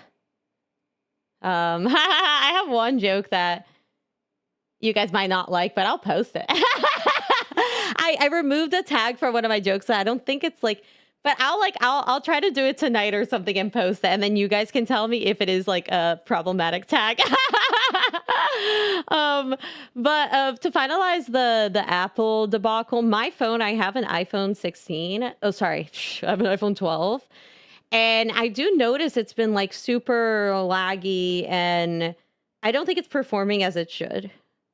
So I don't think this went away. I think they just paid people out because of the controversy, but they're waiting for it to be pointed out again to actually, I don't think they're permanently changing anything because they don't have to. a small crash could make it burst into flames. Many people ended up in the emergency room. The conspiracy theory was that Ford themselves knew the cars were going to explode, but they hid that information and sold it anyway. That was a serious accusation, but the truth was even worse. In the 1960s, the Ford Motor Company was in trouble. Other car companies were selling smaller, cheaper vehicles, and Ford needed something that could compete. So the CEO told engineers to build a car that was cheap, small, and fuel efficient. Those targets were difficult but not impossible. The real problem was time. Designing a new car normally took 43 months. Ford engineers were given only 25. That deadline forced them to rush the design process. The result was the Ford Pinto. Eventually, it was time for crash testing, which is standard for any new car. Engineers wanted to see what would happen if the Pinto crashed. When the Pinto was hit from behind, the gas tank ruptured. Fuel spilled, sparks flew, and then the Pinto burst into flames. Ford crash tested the car over 40 times. The same problem occurred. When the Pinto was rear-ended, the car caught fire. The problem came from the car's design. Engineers placed the gas tank right behind the rear bumper. Despite the obvious danger, Ford moved ahead with production. Thousands of Pintos were built and sold. It was an instant hit. When I bought my Pinto, I figured it was a good value. It is a cute car. I didn't know how good until my dad started buying it. So I ended up buying That's funny because there is a Ford factory in the city I grew up in, Brazil. So there were a lot of American kids from that Ford factory who I met growing up. And a lot of them were really mean to me because like I don't have an accent now, but I did have an accent growing up. And like I said words sometimes incorrectly. And like I love CVS now. And partially I think it's because I was bullied for not knowing what CVS was. I'm like, I live in Brazil. There are no CVSs here. They were sometimes really mean to me. They had like something called the American Society. It's a whole thing. I have to write a bit about that. I tried and I let it go. Let me write it down right now. It's true. They had something literally called the American Society, which were parties that I was not invited to because I was not like American. And so all my friends like, it was very bizarre. But and they were all from like their parents all worked for Ford. I should have known this information. And every time they bullied me, I could have been like, yeah, well, at least I didn't kill like hundreds of thousands of people. Huh? At least my granddaddy, who worked, like, I think their whole family was like Ford, you know what I mean? It was like legacy Ford kids. At least my granddaddy didn't purposely allow thousands of people to die. I should have done that. It would have been so good. Anyway, that was a whole side thing just to be like, oh, I could have owned those 7-year-olds. I could have owned, no, don't worry, I'm like 15, but could have owned those high schoolers, okay? Then I bought one. Should I message them on Facebook right now? I'd be like, hey, I could have owned you 10 years ago. And I bought one. And I bought one. Millions of Americans bought one. They had no idea they were getting into a death trap. Not long after the Pinto hit the road, the disasters began. Drivers reported the same terrifying pattern. Another car would hit them from behind. Then the Pinto would burst into flames. It happened again and again. Too often to be a coincidence. Some victims began to ask, did Ford already know this could happen? Ford said there was no problem. The Pinto met all safety standards. Even so, some victims filed lawsuits. Those cases went to trial in the... Hi, command. Also, for a fun fact,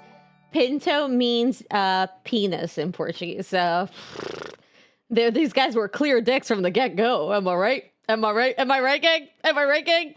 Mid-1970s, and the Pinto case became a national story. As the trial got more attention, one reporter decided to dig deeper. He got access to Ford's internal company records. What he found was alarming. The document showed that Ford engineers already knew the car could explode, but that wasn't the worst part. Once the accidents began, Ford had another chance to act. The company thought about recalling every Pinto and fixing the issue, but executives felt it would be too expensive. Recalling and fixing every Pinto would cost $137 million.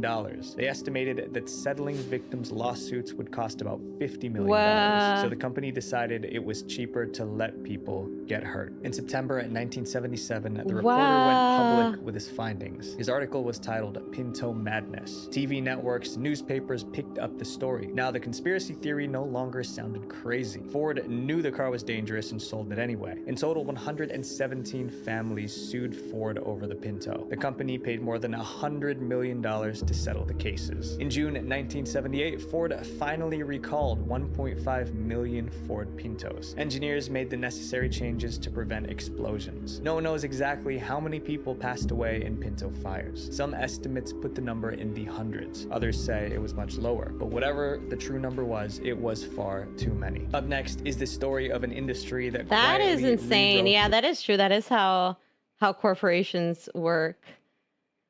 That is so God. Ford's companies for such a presence in Brazil, you would think that someone would have told them about this story. I don't know. I think they were busy being mean to me. I think they were using all their brain power to think of ways to roast me, I think, is what these kids were up to from Ford. It is really sad. The one thing that Chapel Roan, I know mostly guys here, but Chapel Roan, she's been very vocal about things. And one thing she's been vocal about is like the pressure for her to put out a new album. And she's like, it takes me a long while to write really good music. I'm going to take my time, et cetera, et cetera, et cetera. And I think that in general should be more customary of just like any industry, because there's a lot of pressure for the top 10 of whatever industry to stay the top 10 in that industry. And I think that causes a lot of unethical things to happen in order to like maximize profits and stuff like that. I think in general, there should be a lot more like quote unquote like middle class of anything. There should be more artists that don't put out as many albums. There should be like more companies that don't work as fast. I think healthy competition is definitely good. And I maybe what I'm pitching just isn't sustainable, but I do think it's a lot of like, either you're like the biggest VTuber in the world, otherwise you can't make even somewhat of a living, I think having a lot of people who aren't so huge, if most VTubers have to work a part-time job instead of a few having like so much money and then a few having to work like 2 full-time jobs plus VTubing, like obviously that's a hard thing to control, and it depends on your content and all of that stuff. But it just like in general, I think people such in a rush to stay on top. Rules of nutrition, and millions of people pay the price. The Big Sugar Conspiracy. Yes, I love Big Sugar. For years, doctors said eating fatty foods caused heart disease, but some scientists believed the wrong food was getting blamed. To them, sugar was the real danger. As they dug deeper, they uncovered a dark conspiracy to bury the truth. It involved bribes, intimidation, and even fake research. In the late 1950s, thousands of Americans were passing away from heart attacks. Doctors and researchers were trying to figure out why. In 1965, a nutritionist suggested that too much sugar might be the reason. He started to wonder late in the 1950s whether sugar might be a culprit in the increase in heart disease. The sugar industry was alarmed by that theory. Americans were consuming more sugar than ever before. It was in soft drinks, candy, and desserts. If the public blamed sugar for heart disease, the industry could lose billions. To protect their business, they needed to shift the blame, and they knew exactly how to do it. There was a group called the Sugar Research Foundation. It was dedicated to the scientific study of sugar's role in food. On the surface, the group looked neutral, and trustworthy. But behind the scenes, it was run by people who made money selling sugar. They wanted people to keep eating sugar even if it was harming their health. So in July 1965, the Sugar Research Foundation contacted a researcher at Harvard University. They asked him to write a study on the cause of heart disease, but there was a catch. The paper needed to downplay the dangers of sugar and shift the blame to fatty foods. The foundation paid the researcher tens of thousands of dollars. Back then, scientists didn't have to reveal who funded their work. So the public Literal sugar daddies. Would you guys do it if you were given enough money? Like, how much money do you think you would have to be given to make like a socially irresponsible study? One thing that I'm very grateful for is my mom really likes diet. My mom has to have diet drinks, and like she can't have a lot of sugar because she doesn't have like a gallbladder or something. She doesn't have like a few organs, like two. So she has trouble. Oh, thank you, Command. This was a breakthrough study about how the Dyson hands-free dryers were actually spreading bacteria and were unhealthy. Not true study founded by paper towel company. Wait, is that actually true? Oh my god! Hands-free. What's a Dyson hands-free dryer? I thought you were talking about like the Dyson hair dryer thing. It would take a super amount of money and then refute the study later. It's that thing of like you say it maybe until it happens. But thank you, Command. What? Let me just look it up real quick.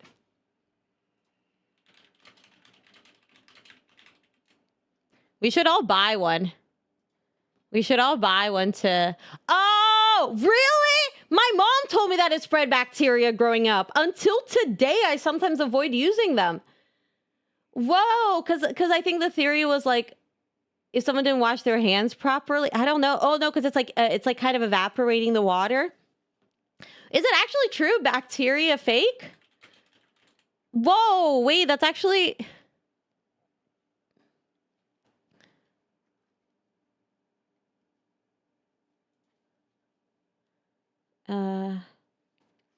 Is it fake? They're about to save money on paper towels.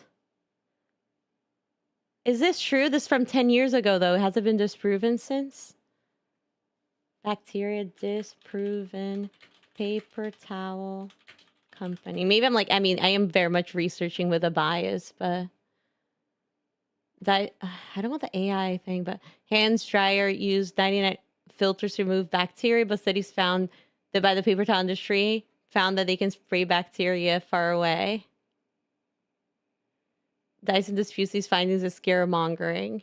Well, I think the studies are real, but they were funded by paper towel companies. So I think they actually do spread. Because look, I'm not going to believe the thing on the Dyson website. I feel like they probably do spread bacteria, but the only way it was found was through the paper towel companies. But I guess that is good. Oh, Mythbusters. Mythbusters tested it. We can trust Mythbusters, right?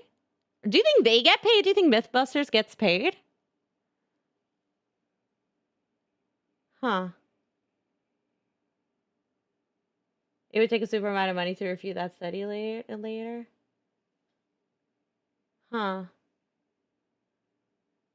Wait, let's see the Mythbusters.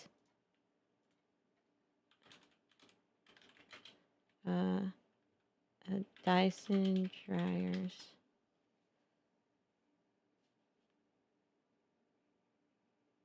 Is this? I'm not going to watch the Dyson one. Okay, let's watch this real quick. This is the New York County Supreme Court, where they make big decisions. Like this one. If you go to the bathroom, they've decided to install a high-speed hand dryer and no paper towels. It seems like a light decision, but by choosing this thing, the court's facility manager has picked a side in a bitter bathroom battle between Big Jet Dryer and Big Paper Towel, who've been trying and failing to destroy each other for a while. I love the idea of calling big anything, because it's just like a big paper towel. Weaponizing everything from public opinion to science itself in an attempt to claim... Is the robot industry company not Big Robot, but is it Mecha? Does that make sense? In the Iron Throne. Well, the Porcelain Throne. Well, the hand drag station outside the Porcelain Throne. You get it. Once upon a time, the hand drag industry was, well, pretty dry. Paper towels were paper towels, and the World Dryer Model A, largely unchanged since 1951, was the happy, undisrupted default air guy gracing every McDonald's bathroom since the 70s. But the warm air dryer is a flawed piece of machinery. It takes forever, meaning lots of people get impatient and walk away with damp hands, which is super unhygienic since bacteria love to adhere to, grow on, and spread via damp surfaces. By the 90s, competitors started to appear. Mitsubishi's Jet Towel, then the Accelerator, and then the big one, Dyson's Airblade, which blasts blades of filtered, unheated air at 400 miles per hour, or about 180 meters per second, that aim to shear 99.9% of moisture off your hands in just 10 seconds. In 2006, Airblades were to the Model A what paper towels must have been to letting your hands dry in the sun. A change not in air speed, but method, from evaporating water to wiping it away. The Airblade is basically a paperless towel, which is bad news for paper towels because generally, if your competitor can make your product out of literal thin air, you're in trouble. Like, imagine what would happen to Boeing stock prices. Yeah, maybe it. Yeah, I guess it freaked them up a little bit, but like, I don't know. I feel like most people still buy paper towel. I mean, no, but it would be a huge shift. Ow. Someone figured out how to bring Wonder Woman's invisible jet to market, or to UPS's if the wind started carrying packages to their destinations.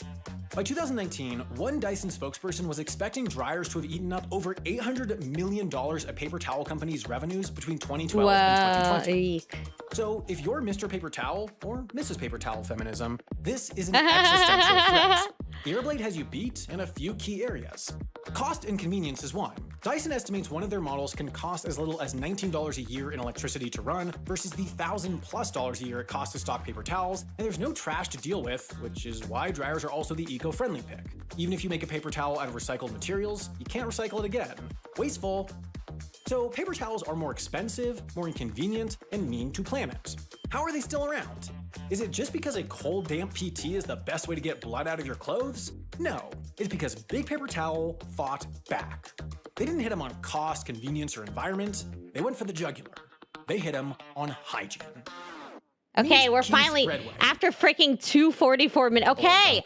Exist. Okay, now's the important part. I can't skip it. He's a microbiologist who, over the years, got research funding from more paper towel affiliated companies and organizations than you could name. Probably more than you'd assume exist. And with that money, he published several studies that seem to show Airblades and other jet dryers flinging bacteria around like they're Jackson Pollock and the Rents do. In one of his studies, commissioned by the European Towel Symposium, participants who washed their hands then dried with a paper towel had 48 to 77% less bacteria on their palms than they did pre-wash. The participants who used a jet dryer had 15% more. No way. No way. Spawned viral headlines like these, and the damage was real. One Dyson employee told The Guardian that customers would walk out on him mid-deal after reading Redway's research. This put Dyson on defense. They accused Redway of fear-mongering and questioned his methods. Why, in one study, did the participants wear gloves, dip their hands in bacteria, and just shake them off instead of washing? A light breeze would whip concentrated bacteria off a latex glove in a crossover. No? Not exactly comparable to a porous washed hand, is it? Redway notes that the study was independently funded. Dyson's microbiologist, whose self-reported job responsibilities include quote, pushing the boundaries of accepted evidence at regulatory authorities, called it fundamentally flawed.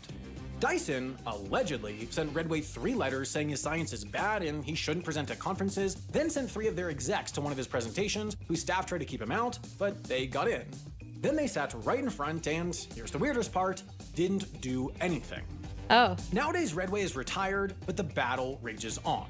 You can read all about how actually hygienic Airblades are in The Atlantic. See? Bro, if he doesn't tell us an answer by the end of this video, I am going to off myself on stream. I think he's very funny. I like this video. I like that he gives you context. But brother, you're edging me. 40% less bacteria with a jet dryer. Watch out for misinformation. Redway's study sucks.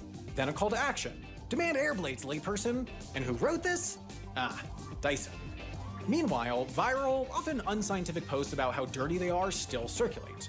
Both sides want your support and want you to believe their science, meaning a business spat between 2 hand-drying methods has become the kind of war for public trust and scientific truth that's usually reserved for real problems. Yeah. But if this is a war, who's claimed more land? I sent my outside correspondent Amy to a sample. Okay, if he just tells me who claimed more land, but he doesn't tell me if the Dyson air dryers actually have bacteria, I am going to break something. I am going to break something. Empty bathrooms to see. McDonald's restrooms, once the domain of the Model A, are for customers only, so she expensed a McFlurry, then popped in. Still no dryer, but high speed and no towels. The very glam Plaza Hotel, Luke's branded towels. Hoping to find an Airblade, she went to the Dyson store, but when she asked to use their bathroom, they sent her next door to the basement of Victoria's Secret, which had a jet dryer, but not a Dyson. Embarrassing for them, but a win for jet dryers overall. But perhaps most fascinating was this train waiting to depart Grand Central Terminal, which somehow managed to avoid choosing sides by having it's an inspiring level of conflict aversion. This is oh my god, it's so funny. There's this guy who makes these like what's it called? John Wilson. He does like how to John Wilson, is that his name? How to with John. How to is it how with John? What's it called? Yeah, John Wilson. Yeah. It's very like his sense of humor. It's like he gets the footage and he makes jokes on top of it. This is very, very funny. This guy is funny, but boy, is he giving me no freaking like conclusion. Leave your hands dirty to keep theirs clean. That's business, I guess. Waiting for your hands to air dry in the Metro North bathroom is such a waste of time, right? Well, it doesn't have to be, thanks to this video sponsor. Oh my god. The physics, if you like to AI, it's not just principles that brush up on all that. It's got you covered. Free for 200 of you will get 20% off Brilliant's annual premium subscription, and you'll be supporting the channel. Are we for real?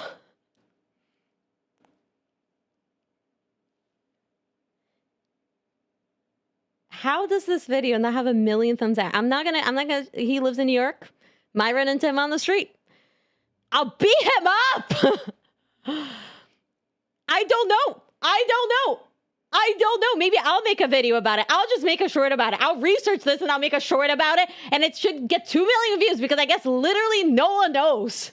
I'll conduct a scientific experiment. I took IB biology, okay? I literally had to do like an original scientific study for my senior thesis. So what? Okay. This is, what do the comments say? Yeah, okay, we see the likes, we don't see the dislikes. I like paper towels. This was very funny. I was never in a hospital that has in there. Okay! Yeah, pushing the bias of evidence is not something I want to see most. Yeah, no, he does make a some really good points, but what are you doing?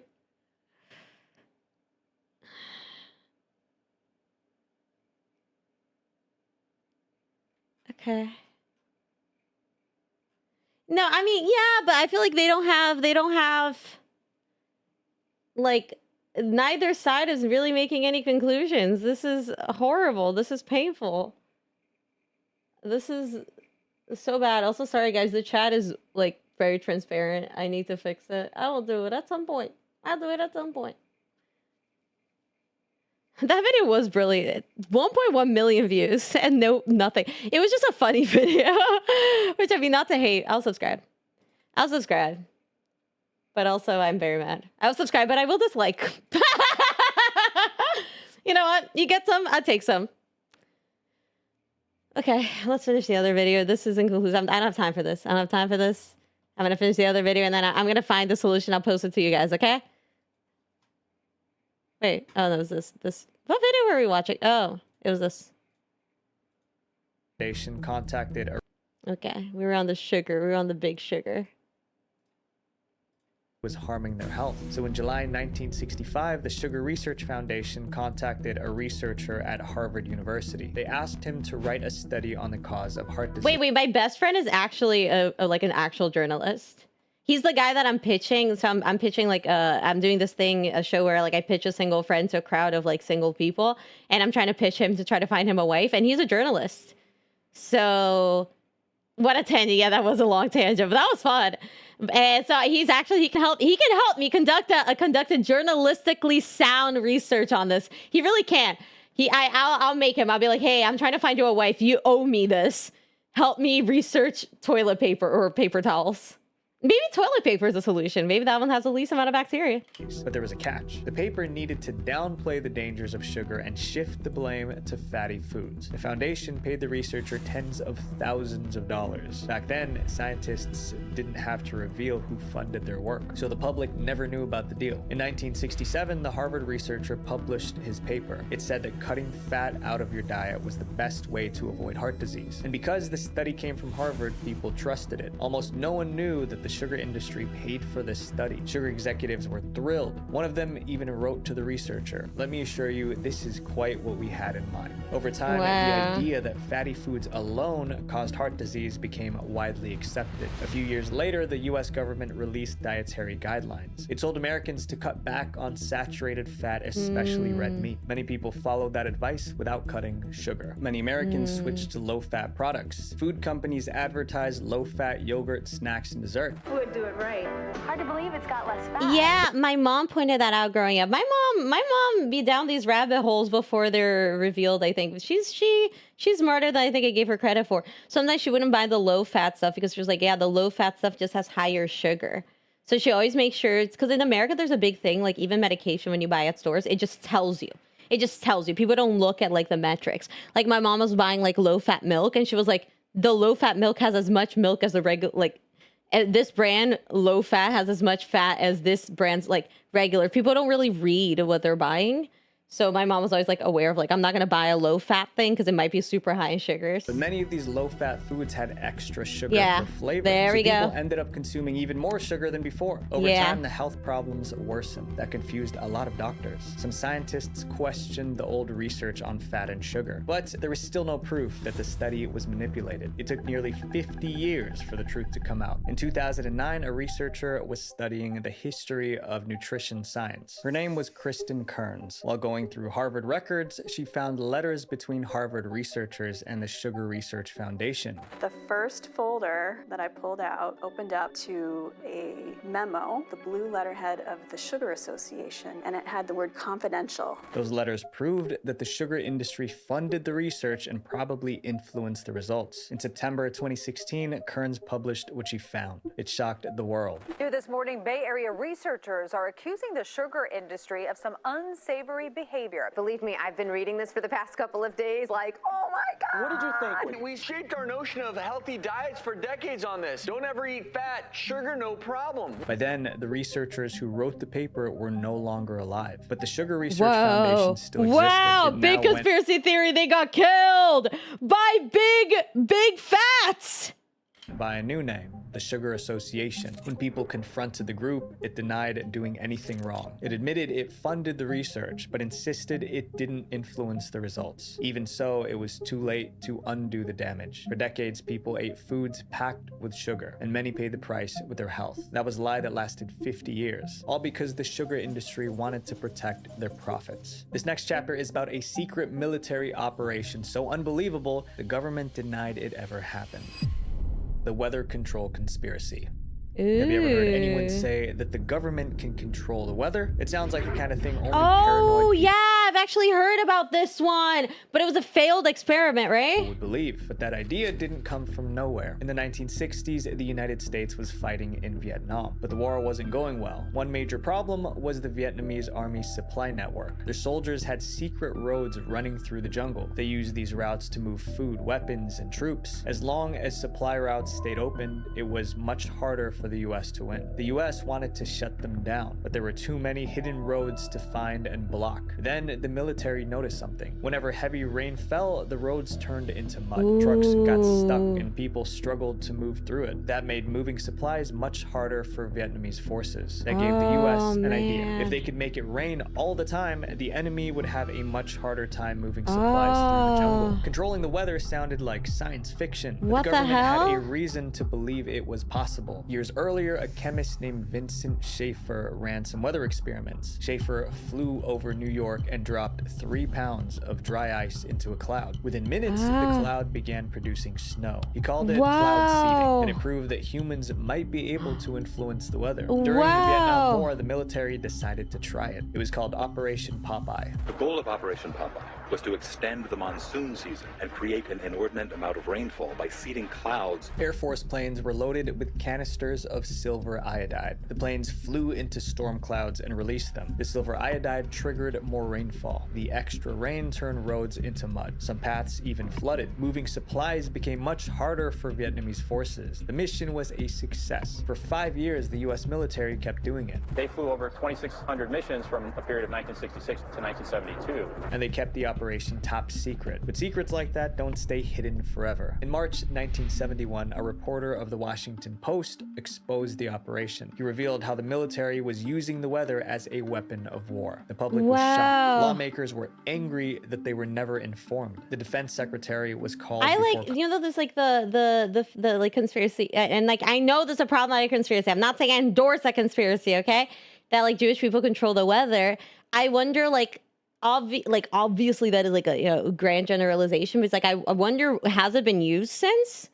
And like, where does that specifically come from? I want to look into that. Congress to explain himself, but he denied everything. He called the claims wild tales. That denial only made things worse because reporters kept digging. In July 1972, another reporter published a story in the New York Times. It was titled "Rainmaking is Used as Weapon by US." This time, the evidence was much stronger. The reporter had spoken with people involved in the operation. Now the story was no longer just a rumor. The defense secretary and military officials were summoned to a secret Senate hearing. They were asked about the project again, and they finally admitted the truth. That raised a disturbing question. If one country could use weather as a weapon, what would happen if other countries did the same? It could destabilize the climate, disrupt food supply, and create other serious problems. World leaders didn't want that to happen. So by 1977, world leaders signed an agreement banning the use of weather as a weapon. Today, over 70 countries have signed that treaty. As far as we know, no country has weaponized the weather since. However, cloud seeding never stopped. It's still used for farming and weather-related needs. So the weather control conspiracy theory turned out to be true. The leader in our next chapter believed the government was his enemy, so he decided to destroy it from the inside.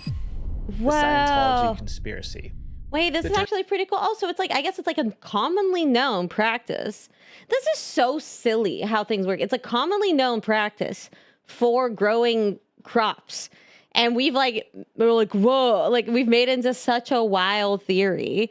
That's why I'm like, oh, I wonder, like, in what way would it serve really for the government to affect the weather that much? Like, I guess like, okay, okay, this is not a real conspiracy theory, but I'm going to give you guys a way in which it could be. Do you guys promise to behave? Do you guys promise to behave with this? I'm not saying this is my theory, but this is like a possible way that it could become a theory. Hi, Omex. Hi. So the way it could become a theory is like, so like recently New York had the most snowfall that it's ever had. So, and it was during Zohran Mamdani's first term. So they had a bunch of snowstorm, and there were these piles and piles of snow everywhere, and it was super inconvenient to remove. And then what happened is we had two or three big storms, and after the first one that everyone complained, in the second one he paid people, like people could make money, they could register and make money by shoveling snow, so the roads would clear within a few days because it became a problem. But it could be that someone controlled the weather to make the snow in New York be worse, in order to slander his presidency, or his mayoralship could have done it so they could create a problem that they then solve and then look good. But then again, that's so much money into such a silly campaign that I don't think it matters enough that anyone would spend any money on a plane to do that. But it always snows. It still is in New York a good amount. It snowed, but the last big storm was like 2020. But it snows. It always has like a couple snowy days. The Church of Scientology has been accused of many things, including being a cult, but one claim stood out from the rest. People said the church was doing illegal things to silence its enemies and manipulate the government. So were these conspiracy theories true? But to understand why millions of people believe this church is dangerous, we have to go back to where it all started. The Church of Scientology began in 1953. It was founded by a science fiction writer named L. Ron Hubbard. It said Scientology was a religion that could help people unlock their full potential. Read Scientology Scientology, The Fundamentals of Thought by L. Ron Hubbard. Your search is over, but the adventure's just begun. That message attracted thousands of followers, but as Scientology grew, so did the controversy around it. Former members accused the church of extortion and harassment. By the mid-1960s, the complaints were too many to ignore. The US government started investigating Scientology's internal practices, and what they found was troubling. Large amounts of church money were going straight to the founder, Hubbard. He was running it less like a religion and more like a business. So the government revoked Scientology's tax-exempt status. Other countries went even further. The state of Victoria in Australia has passed a law making it a criminal offense for anyone to demand or receive payment for the pseudo-medical practice of Scientology. Yes! He believed the government was targeting him unfairly. He gave interviews defending Scientology. Why do they just fight it and say there's something bad, but they never specify what's bad? They haven't specified. For instance, right now they say we're breaking up marriages. What? That's a lie. But instead of fighting back in court, Hubbard Wow, he's like such a smooth talker. That's a lie. came up with a much darker plan. He would attack the government from within. In 1973, Hubbard launched Operation Snow White. The mission was simple. Scientology wanted to infiltrate government offices and erase every damaging file about the church. To do that, Hubbard created a network of spies. They made Scientology members apply for jobs in government agencies. They targeted places like the IRS and the Department of Justice. Once they got hired, the spies searched for files on Scientology. Then they stole those files or destroyed them. Sometimes they swapped real records with fake ones that made the church look harmless. The operation was led by Hubbard's wife, Mary Sue. She trained Scientologists to become spies. They learned how to forge IDs and manipulate people. For 5 years, the plan worked. Scientology infiltrated 136 government agencies in 30 countries. But the church was not just stealing files. They were also going after anyone who criticized them. Hubbard kept a list of the church's enemies. Paulette Cooper was at the top of that list. In 1972, she published a book titled The Scandal of Scientology. It was Hi, Big Ham. How are you? Guys, shout out Big Ham. Wait, I'll just pin your comment. How are you? How have you been? We're trying to debunk some conspiracy theories. But what it does, it's really like, I really want to get into making some videos that aren't just like react. Because of time, I have been doing a lot of, because I want to up like the videos on my channel. Like I want to be posting multiple times a week. So for now, like this is kind of what I have the bandwidth for, but I want to slowly try to do like funny, more meaningful videos. I feel like this is like a really good source of inspiration for like really interesting topics. So like, I definitely want to like do something with the paper towel scandal. That's like super fun.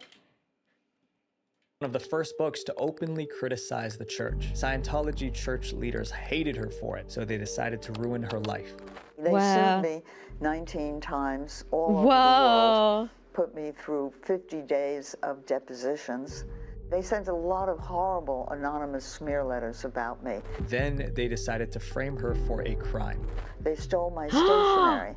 They got my fingerprint on a piece of paper. And then they sent bomb threats to themselves. Scientologists got a paper with Paulette's fingerprints. Then they used that paper to send device threats to their own church. After that, they reported the threats to the FBI themselves. To investigators, it looked like she was guilty. Paulette was arrested and charged. If convicted, she could spend years behind bars. The Scientologists were celebrating. However, their entire operation was about to fall apart. In May 1976, two Scientology spies. That is like the crazy thing about like people accusing you of things you didn't do. Cause damn, like the like lengths you can go for something like that. Like I was mentioning earlier that there's a like sexual harassment thing that went on in a club here, and there's like a big lawsuit against this club owner for sexually harassing, but it's like they literally won't release, they had to legally release the footage but like for a long time they weren't releasing the footage. So the fear was that they would hire someone like with AI to tamper the footage before releasing it to the cops. And then like maybe the cops wouldn't like bother because it is a small case in New York City. Like New York City has better things to like check. You know what I mean? Like we were like, if they don't release it soon, like we're worried for like, because it's so easy now to fake things. Like, oh, damn, it's like hard to trust. But you can always trust me. The ad for this video is Trust Susie. At Susie's channel, you can always find the actual truth. How do I know it's the truth? Because I'm wearing this hat and it filters out the lies. spies broke into a courthouse in Washington, D.C. They were trying to steal more documents, but the plan failed. A security guard caught them using forged IDs. Federal agents traced those fake IDs back to Scientology. So in July 1977, FBI agents raided Scientology offices. They seized about 100,000 stolen government documents. They also uncovered files that exposed Operation Snow White. Those files showed that Scientology framed Paulette Cooper too. They found something that said along the line of conspired to frame Miss Lovely, which was the code name that Hubbard gave to me. 11 high-ranking Scientology officials were convicted. Among them was Mary Sue, the wife of L. Ron Hubbard. She was... Yeah, I shouldn't have pinned Big Ham's comment doxing me. Yes, I might have been involved in the Scientology scandal, but I've since removed my first name and I just go by Sue, okay? sentenced to 5 years behind bars. But one key figure avoided charges, L. Ron Hubbard himself. Investigators believed he directed the operation, but they could never prove it in court. After the convictions, Hubbard disappeared from public life. He spent the rest of his life paranoid and in hiding. Scientology still exists today, and it is still powerful. Its members include celebrities, lawmakers, and wealthy CEOs. Who knows how much more powerful it could have become if its spies stayed inside the government. This next chapter is about a secret club that most powerful people in the world don't want you to know about. The Secret Society.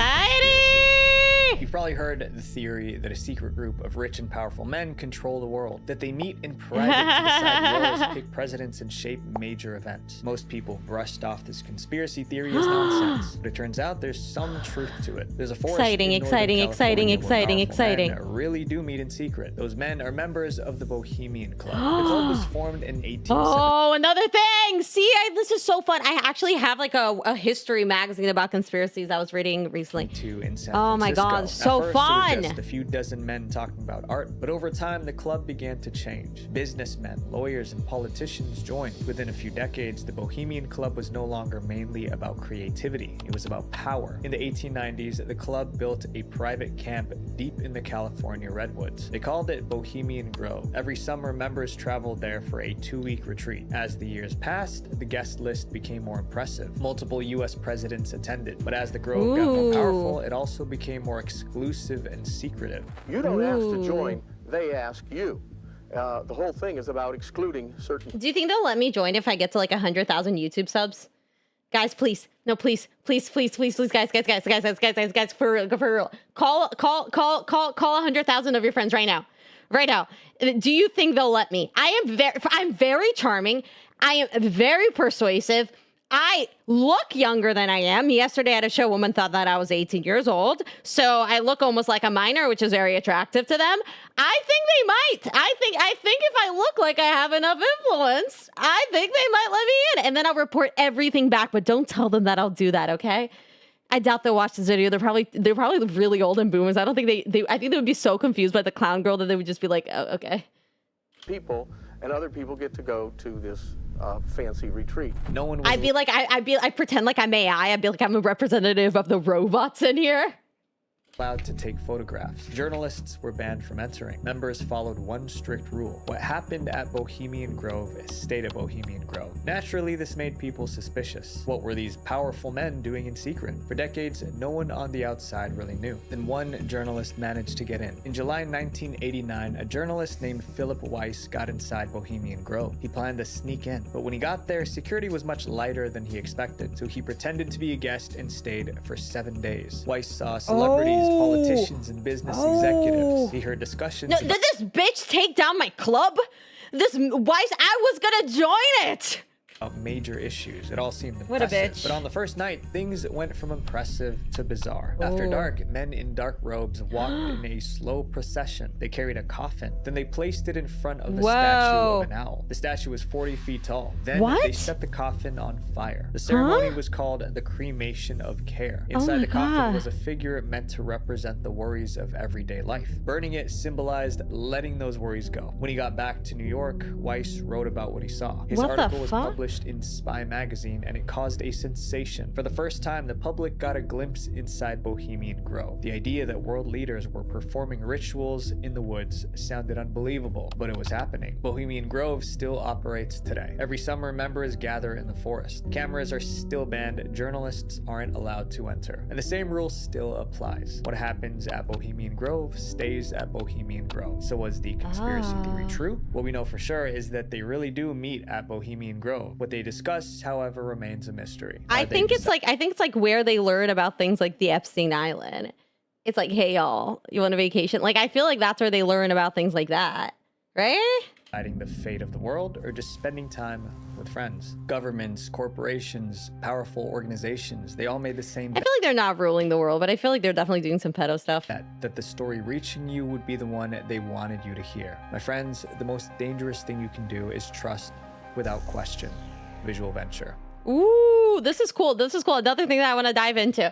This is really, really fun. I kind of like going to the conspiracy theory rabbit hole. I think it's like smart. I think it's smart to like look at it and like consume it mindfully. I think if you're able to do it without spiraling, I think it's definitely healthy. I think the worst thing we can do is to like believe conspiracy theories and like do nothing about it. I think if we are like going to the conspiracy theory rabbit hole, there has to be like an actionable thing that we kind of discuss, like what could a person do? But I don't really have anything with these. I mean, with Epstein stuff, I feel like, yeah, that's probably just like another Epstein Island. What can we do? Yeah, I guess like, I don't know. But I guess it's something for us to think about and ponder throughout the week and discuss maybe on Discord or on the comment section of this. Because, yeah, I think some of them are less harmful. A lot of it is like capitalistic stuff. It's like, you have to promote this brand, you do this, you do that. Like there's a lot of mass advertising, a lot of sort of false advertisement. A big thing that we see nowadays is like false discounts. It's like, you can get it now for $5.99, but it's always on sale because like things being on sale does something to your brain where you're more likely to buy and people take advantage of that. Is that unethical? I don't know. I think it's like, it's not super matter, but this island thing is like, I don't know. It's kind of a big deal. We're just letting it be. I don't know. I kind of want to figure out what the hell this is. Like, what? It's the same thing. Like, oh my God. It's just like, we're going to die if we, if you actually find out something about it, you're probably going to die. You know what I mean? So I guess like no one wants to look into it. What do we do? What do we do, y'all? What do we do? Trick price is definitely unethical, but very on the scale of evil. Exactly. I mean, what do we do about this? I think first step is we got to get me to 100,000 subs. And I got to find a way to infiltrate it. I think I'm very cute. I think I just open my eyes wide and go ooh ooh, and they would be like, okay, we're not going to kill you. I trust my Riz. I think we put our entire faith of the universe on me by getting me to 100,000 subs, and then I'll take it for myself. You don't have to sacrifice yourself. We're good. You're good. We're good. We're good. I think, does that sound like a plan? We get me to 100,000. That's first. Everyone priority, mobilize everyone for that. And then I get into it and then I'll report back. Or I could just like burn it down or something. With my fire quips. My fire quips could start a little flame and burn it down. Honestly, if it got burned out, it'd probably be best for them than if things were found. But I feel like after the Epstein stuff, people are probably getting better at hiding. Or maybe I don't know. Interesting. Much to ponder. I really like this video. This video is very interesting. I do have to go. I have to head out, but I feel very inspired. I feel very ignited. I am trying to currently get back into my Twitch. So I do have a Twitch channel I am currently locked out of. And I would like to get that Twitch channel back and be able to stream from there so I can do longer streams. I feel like YouTube's like usually like a short thematic stream. Twitch, I can kind of like switch subjects, maybe do longer streams, all of that stuff. But I'm currently locked out of it. It is registered on a phone number that I've never owned. Messaging back and forth with Twitch, might not be able to get it back, but hopefully I'll get it back soon, and then we'll be able to do slightly longer streams on there as well. And maybe like watch some stuff that like I'm like iffy about watching on YouTube necessarily. I don't know. So I hope you guys had a good time. Do we have the best time of our lives? Are we all best friends right now? Are we all happier, more worried people? Are we all happier, but much more concerned as human beings after this? I hope so. I'll see you guys next week. Same time, same place. Just don't tell Twitch you're a VTuber. I'm a PNG tuber, so I'm good. Have a good rest of your day. Have a good rest of your week. Stay in touch on Discord. Let me send the Discord link real quick if you guys want to join. Do I have it here? Yeah. Join the Discord. I know. I should head out. I'm trying to not push it so I can like stay consistent.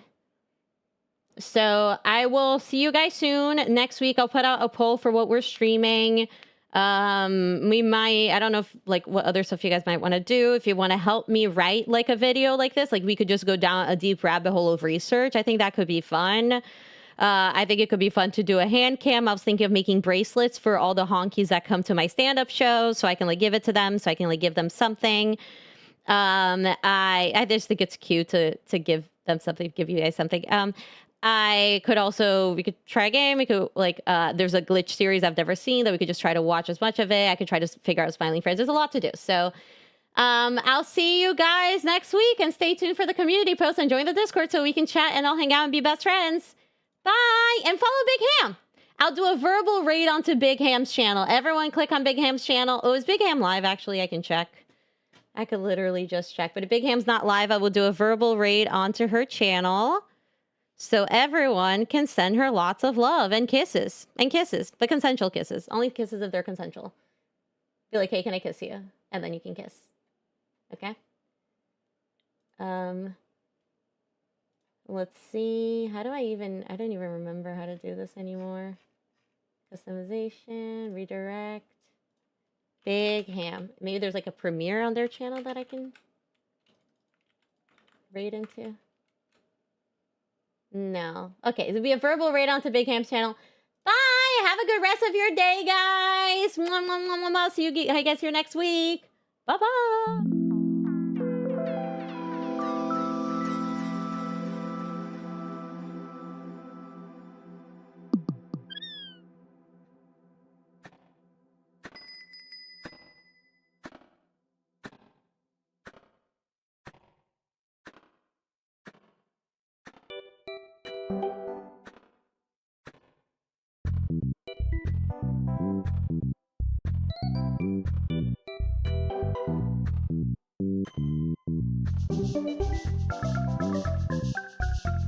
Thank you.